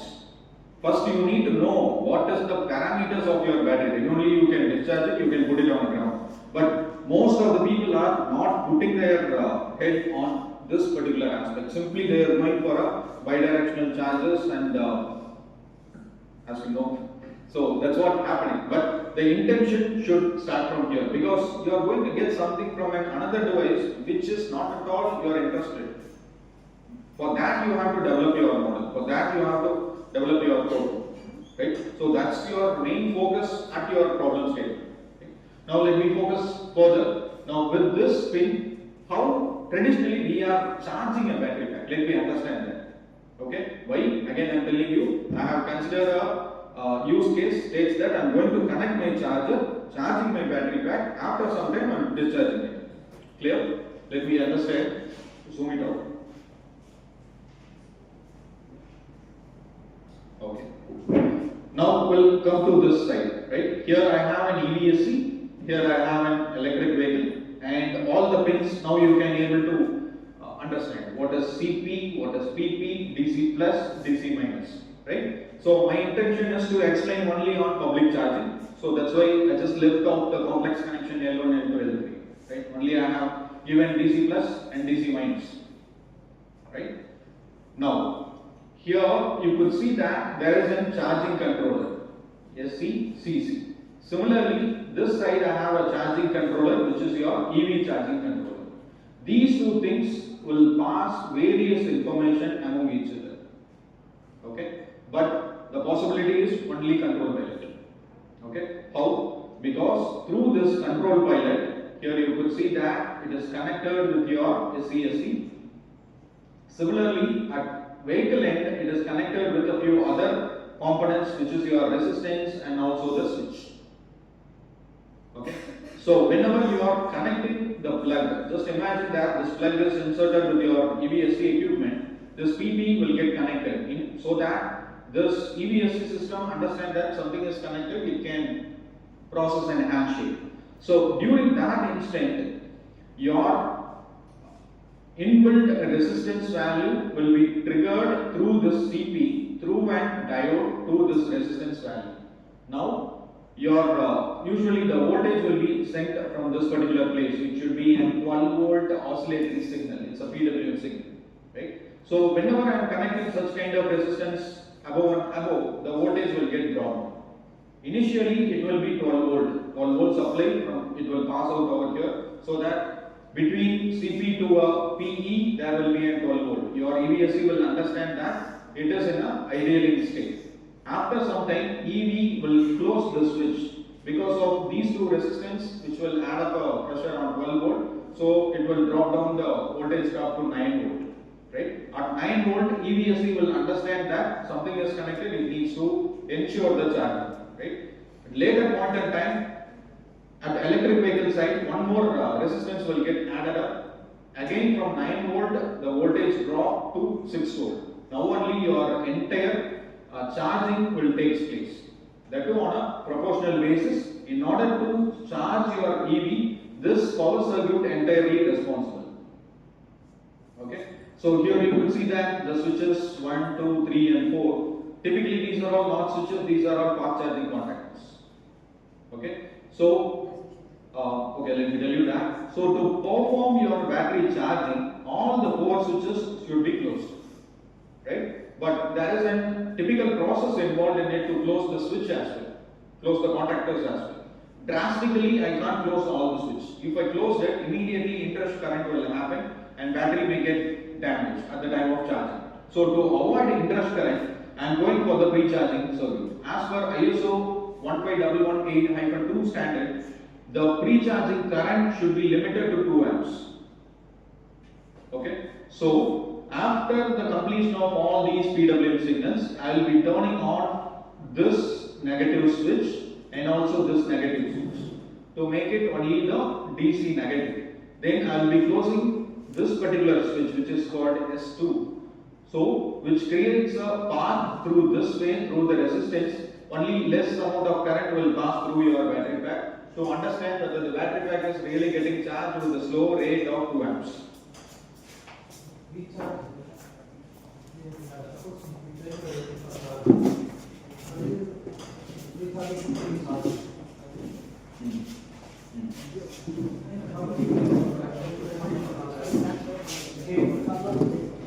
So free charge is the word at 2 places you can use it, right?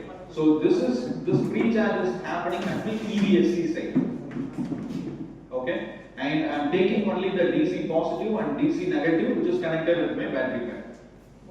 Okay, at the time of my running a vehicle, just forget about this. You are sitting in a vehicle. Vehicle is ideal for 10 days. Okay, now you are sitting on a vehicle, pushing your ignition start. What will happen? Immediately you can't close all the contactors which will be connected with your inverter. If you do so, again inrush current will happen. Immediately your battery will get discharged. The pre-charge circuit is inbuilt with your vehicle. Slowly, maybe few seconds, 3 to 4 seconds, this the peak value should have been obtained according to the capacitance. Let me tell you clearly. In a vehicle running condition, what will happen? Battery, inverter, and your motor. Inverter, there is then 6 switches. Parallel to that, there will be capacitance. It's a bulky capacitance. Understand that it's a 400 volt. Now, whenever you are pressing that ignition, right? Immediately, this pre-charging circuit will happen, which is already available in your vehicle. Gradually passes the current to charge your capacitor up to the limit of 400 volt. It may happen in few seconds, 2 minutes, 2 seconds or 3 seconds. Later that, you can open up the pre-charging path and open the regular path, which is your DC positive and DC negative to your inverter. Now inverter will get functional. This is at the time of running your vehicle. At the time of running your vehicle, pre-charging is inbuilt. Right? Here the case is different. Here I am charging a vehicle. During the charging process, I have a pre-charging circuit on my EVSC unit itself. Right? Again, it's an ISO 152 standard. Right? And so we at both the places, if all the contactors are closed, then you can pump the current to your battery pack to get it charged. Right? So this process involved various steps. Okay, as I mentioned, you can create your activity diagram or a sequence diagram to deploy it to your next team level. Now, let me see in a diagrammatic way, these are all the states in which the charging will get initiated. Initially, we won't connect the charger. Once if you connect the charger, then it can go for the several checks. Checks includes of your isolation check, voltage check. Right? Voltage needs to be checked at both the ends. Even though the contactor is open, you need to check the voltage. If the voltage is less than 60 volts, then only you should initiate the charging process. Right? So all these steps are clearly verified in ISO 15118.2 or 20 standard. This is entirely for V2G, right? V2G standard. But whatever as of now we are speaking is only about the charging process. So charging process, this is your standard, which is 6185 now, according to the standard and the states which is disclosed by AICTE. Right? So this is publicly available. You can refer the sequence during the transition from T0 to T1. What is happening? That's what I have explained to you earlier. Right? Maybe this will be shared with you. I hope so. Right? So you can refer this. Yeah. So this is the graphical representation to inform you that how the supply and vehicle stations are not connected. Right? This is at an unmated point. Whenever you go for the next connection, which is getting mated, now you can see that there is a communication line, which is your CP getting connected with your supply equipment with your vehicle. Right? Once usually the voltage will be 12 volt. 12 volt fixed DC supply will be passed. If it is realized by the vehicle, then it pushes the next information for the EVSC. Right? And with the next case, here you can see that the initialization process will happen through the PW. Okay? The PW duty cycle would be 5% in order to bring it for the next step. So your EVSC side, the communication will happen only on a duty side. Okay? At the EV side, what will happen? EV will push up only the resistance in order to make the voltage drop. So EVSC will understand the information from your vehicle in terms of voltage drop. If 12 volt, what should be performed? If 9 volt, what should be performed? If 6 volt, what should be performed? EVSC, no, only this. Beyond that, EVSC don't have any information about your battery or your vehicle. No, nothing. Right? This is for V1G. This is followed up for V2G as well. Okay? And so here you could see that the isolation check should be performed. Before that, I need to ensure the 60 volt. Whether you could see that here the contactor is open. Here also the contactor is open. Even now, I am just checking the voltage.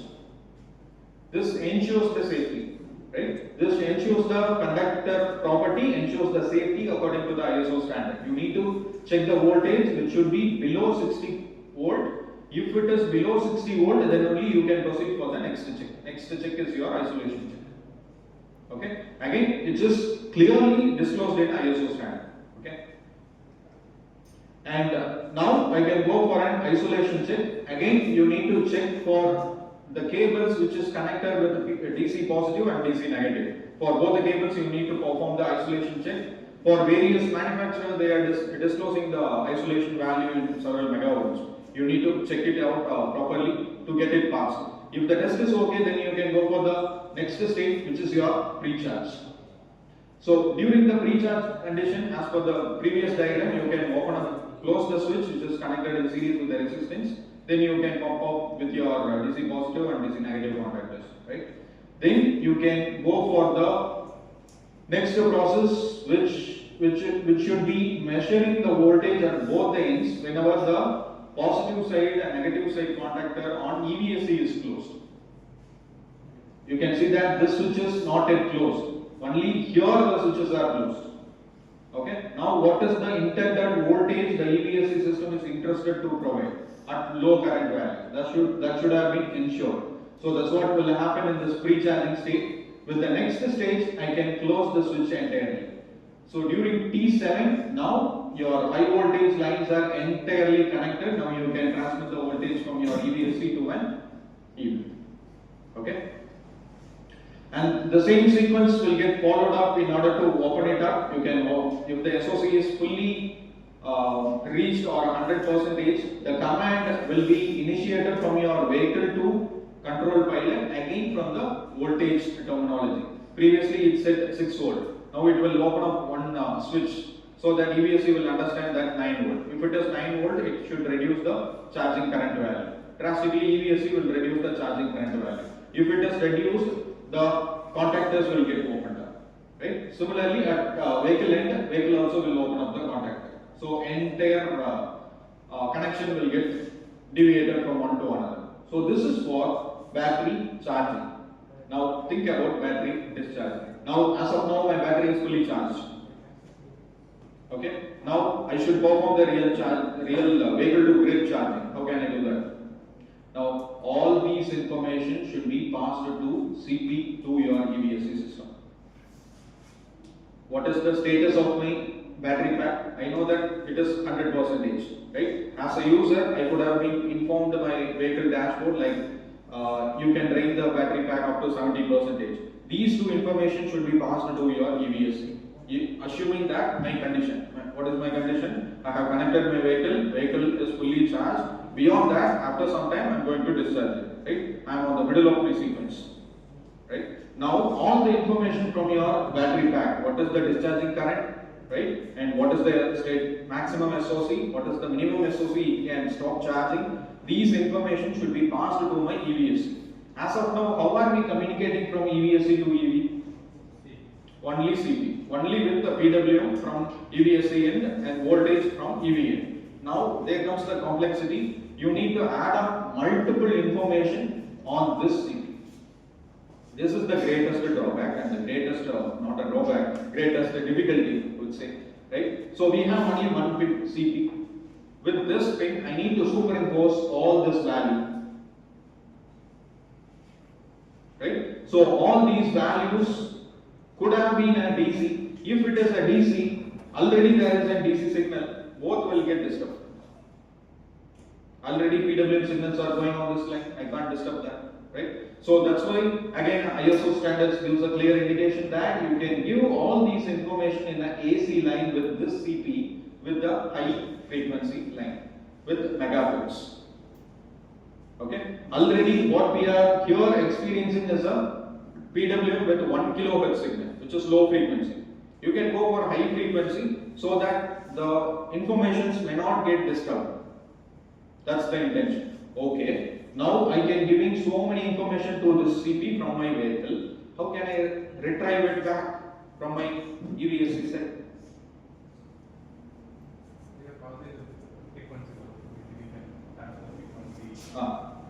So whatever I am doing here, the reversal should be performed here.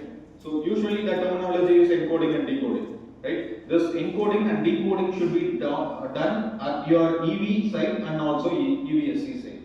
To perform such kind of decoding process, we are going for the HPGP, which is home plug green plug.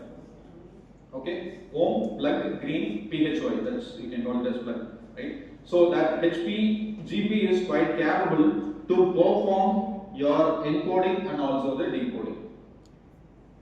Now you can decide where you need to integrate that HPGP at your vehicle and where you need to integrate that with your EVs. It's your choice. Now, either the HPGP can be integrated with your OBC at your vehicle side, right? Otherwise, at your EVSC side, you can include your HPGP, which is mandatory. HPGP is mandatory, it's your EVSC side. But at vehicle side, it is your wish.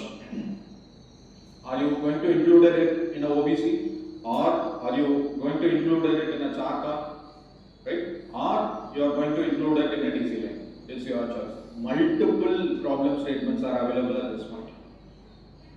So to address this, you have a greatest vacuum in this particular place. How are we going to compensate the information flow from EVSC to EV? So my approach is entirely different. I hope you now would have been allied with me. My intention is not to develop EVSC, it is a bidirectional charger. How the bidirectional charger will get the information?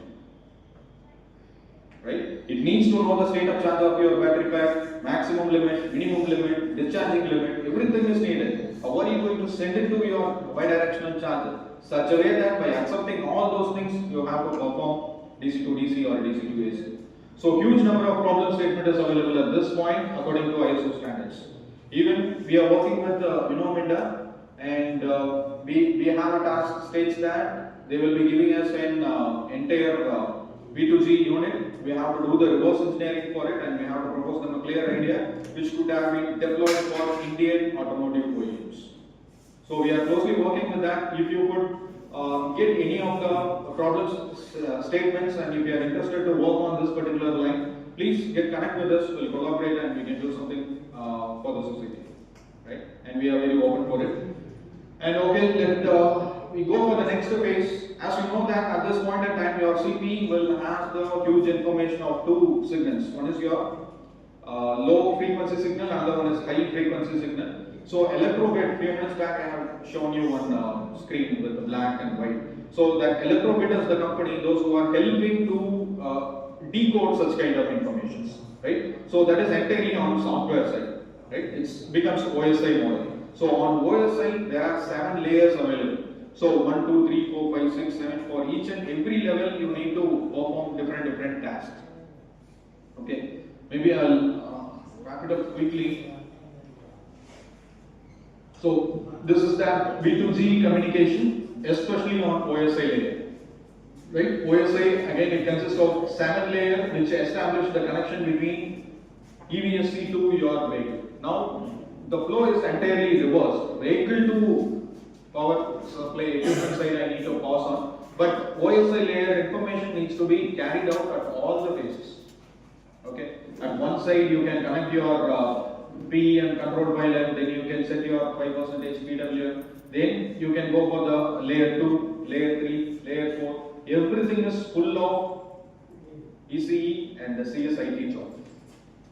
Right? So this is also a greatest vacuum. How are we going to create a software to decode all these things? All these things should have been performed in microseconds. So that's the greatest advantage at this point in time. Right? So developing B2G is not a real electrical engineer's job. It's a multidisciplinary job which combines decoding, encoding, and your high voltage transmission, right, with backend data with OSI. We are replicating more or less European charger pins. So how are we going to handle this? Because this pin is more or less resemblance of European pins. Europeans, Does they work with the see, European CCS 1 and CCS 2 they have. Even they have Japanese pins as well. in their Existing model. So we are just terminating it as Japanese OEM, European OEM, Indian OEM. But according to Europe, there are multiple systems are available. And out of that, how many EVs are compatible with V2G? That is a matter of question. As I said earlier, your vehicle is capable. You are an European, you have a connector individually, but your EVSE system is not compatible with you. Then how can I perform the V2G charging? It's just a V2G enabler. What about BYD's picture in this? Where are they standing exactly in this scenario? So as of now, we didn't perform any connectors with the BYD. We didn't go on ahead with their connectors. So we have communicated with various tier 1 suppliers who are all in India.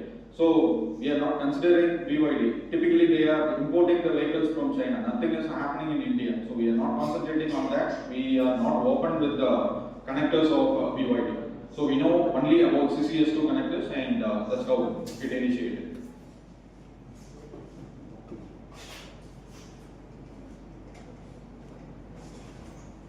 So these are all the OSI models, what we need to consider for the data tracking and also the decoding and encoding process. So after the completion of all these 7 layers, then only you can make the response and request. So such kind of thing is developed by a few companies, right? And assuming that EV is capable. Okay? EV is capable of V2G, EVSE is capable of V2G, right? Now you can remove your public charging unit. Instead you can have your home charging unit. Such kind of products are these. Okay, you can fix these components in your home. It will get communicated with your vehicle. Even you can send the power back to your vehicle. So such kind of products are listed over here. So out of that, we are working with the Delta, which is 7 kilowatt. So we are in the process to do the reverse engineering with this Delta in collaboration with Novin. And I thought of showing you this. Anyhow, you just double click this link, you will get to know about the Delta grid V2H model and what is the charging rate, discharging rate, everything you can able to get it properly. So this is in product specifications sheet from Delta. And I thought of showing you our internally developed simulator on your system itself. It may run, okay? And through this, whatever the process we have discussed, right? So just a minute, let me close it. So as of now, whatever the process we have discussed, everything is kept in a web page, right? That's what we did in this particular page, right? So you don't need to remember everything. Simply open this page, just click the start session, right? On left hand side, you could see that EV status. What is the percentage? Here we have considered 40 kilowatt hour of battery pack, assuming that 95% of SOC, right? Initially, if I start the session, you can get it. Then you can go for the next session. Okay? What's the communication will happen from EVSE to EV? Whatever we have disclosed, everything will get popped up here. I thought of giving this as a demo, but my laptop is not connected. Maybe I'll share this file with you. You can experience it, right? So finally, whenever the grid is connected, whenever the peak load is obtained, your EV will discharge back to it until 70%. Right? Article discussion From கையில 95 paper to வச்சுக்கிட்டு 70%, discuss your பண்ணுற மாதிரி இருக்கும் அதை EV show will பண்ணுவோம் send the That's the power photo back to of the the grid. time error. After such 70% of minimum threshold is attained, your entire session will get locked up. So whatever we have discussed, we just try to put it in a software. So we are on a process, and this is only the web page. And very soon we will be converting this as an EXE, and we will be sharing it with our clients. So if you are interested in order to provide such kind of training with your colleges and also for faculty development programs, please connect with us. We'll collaborate, and even we are open to set up center of excellences at colleges by connecting with various OEMs, right? And if you have any doubts with these topics, just let me know. Maybe we'll spend 5 to 10 minutes. I need to rush it back to get my training, so please excuse me. why CAN is not as of now interested to BGN scenario particularly? Because if we have a CAN, it would be much more easier. That's right. We have a standard called the Bharat connectors. Bharat connector is gradually connects with our CCS2 connector. Global wise, CCS2 is dominant. Okay. CHAdeMO is only for Japanese. Just because of B2G, I can't go ahead with the CCS2 connectors. Right. So CHAdeMO, they have proven themselves. We are in the state of developing. We have to develop the ecosystem so that CCS will be dominant. Right? CCS2 is dominant all over the world, but CHAdeMO is only for Japanese. This is a quite interesting story. Do you know what is meant by CHAdeMO? Charge the mo. It's a cup of having a tea. Right? From the name itself, they are not interested to remove their Chinese penetration.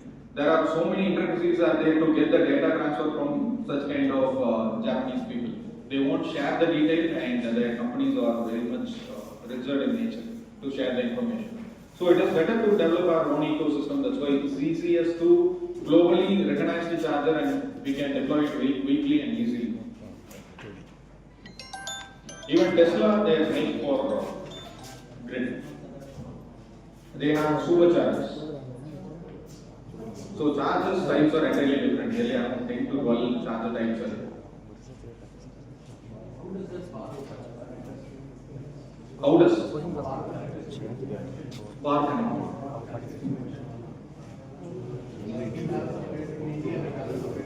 Bar connectors. So bar connector is typically an CCS2 connector. Same terms. Only the name bar connector, which will be developed in India. That's why they are coming in as bar connectors.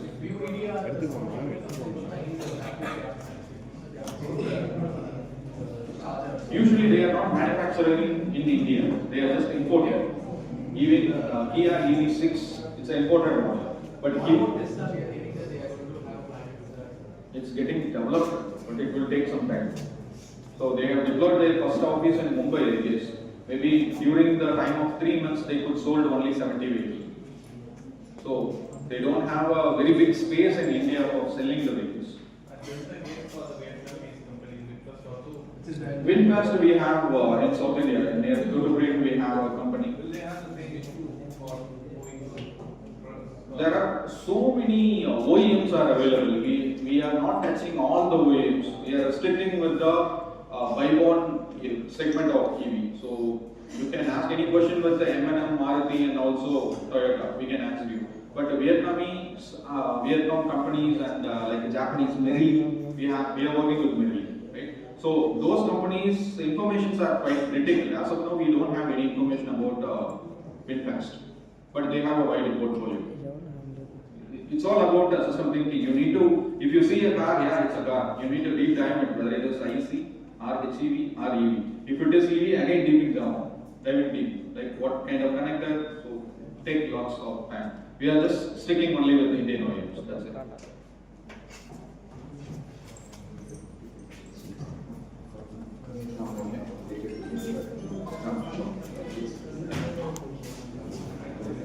Okay. Thank you.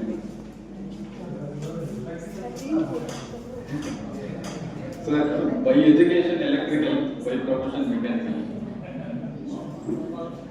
So actually I am an individual certified trainer on mechatronics topic. So I train the people on for world skills. So Suo Polo, I have trained the people on mechatronics topic. So if you ask any question on M4 size screw, I know how to put it on a material with drill bit size as well. So by profession mechanical, by electrical. So I hope questions are clear, right? Now let's jump in for the next session, which is article discussion, right? Now I hope you got all these documents, right? So enhancing B2G applications, analysis and optimization of CCCV bidirectional IPT system with a wide range ZVS, zero voltage switching, right? So this is an excellent article which is correlating with the B2G, okay? And as of now, we were talking about how to get the value from your EV. It can be a state of charge or a state of health, right? Now, optimizing your battery pack with proper discharge rate is the greatest issue, right? Let me tell you why. See, you have a battery pack. Only 1000 cycles you can able to discharge it, so that you can maintain your health of 90%. Only 1000 times, okay? You can charge it, you can drive, charge it, you can drive. Now, intermittently, I am having another sequence. You can discharge the battery pack and you can send it to the grid. Now, just think about the number. 1000 you have spent only for the driving. Now you are increasing the discharging cycles, right? If you are increasing the discharging cycle, you may not get the 90% of health, right? So, how can I discharge the battery pack then? You should not do the fast discharging. You need to go for the optimized discharging. Then why it is actually needed to transfer the charge from vehicle to grid? Whether it is Got your point. See, you are charging your battery pack. Which is good, the fast charging or slow charging? No. in terms of To keep your health of a battery pack, by giving a perspective of health, slow charging is best.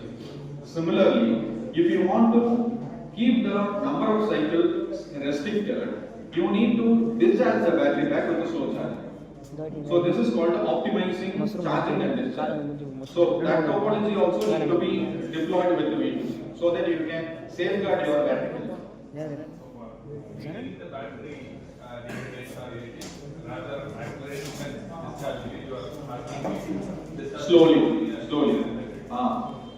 But the question is whether why should We can reduce the tension of a grid, right? Already at the peak hours, I'm unable to satisfy the demand of a grid. It's just getting tense, right? So just to reduce the tension, I can use my dead battery pack. So this is not for a single user. That's not mentioned for a single user, but it's for a huge revenue you can able to make it when you are a fleet owner. So we have given one more web page also. There economically you can calculate if you are charging 100 vehicles in a day for 10 minutes or 1 hour, how much revenue you can make it. That also we have developed a page that is shared with you. Just put some hands on and you will get a clear idea. And okay guys, thank you. I'm just closing it up here. And if you have any doubts, please get my number and connect with me, and we'll connect you. Thank you. On behalf of the Department of Electrical and Electronics Engineering and the Organizing Committee, I extend our sincere thanks to Mr. Raghavendran for graciously accepting our invitation and sharing his valuable insights and expertise with us. Sir, we truly appreciate your presence and contribution. Thank you. Now I like Professor Ramnakaran sir to present the guest with the token of gratitude.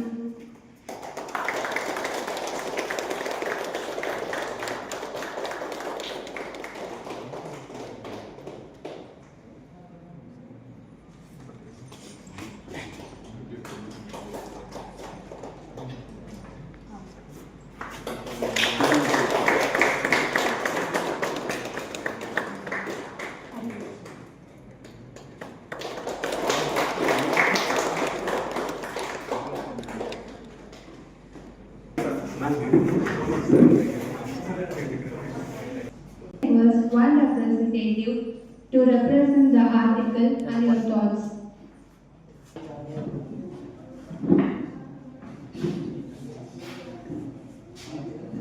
So good afternoon. Okay, so despite for the authors, okay, so they have carried out some theoretical analysis, using some models. So the improving the efficiency of bidirectional IPT is required to ensure the zero voltage switching conditions. Is that VES? So they proposed a double-sided LCC compensating parameter design method, which is very suitable for V2G applications. The effectiveness of the proposed method was verified by a 10 kilowatt bidirectional APT prototype. So they observed experimentally nearly 96.6% during charging and 96.2% during discharging. So they have achieved the maximum possible discharge rate by this method. This was my observation.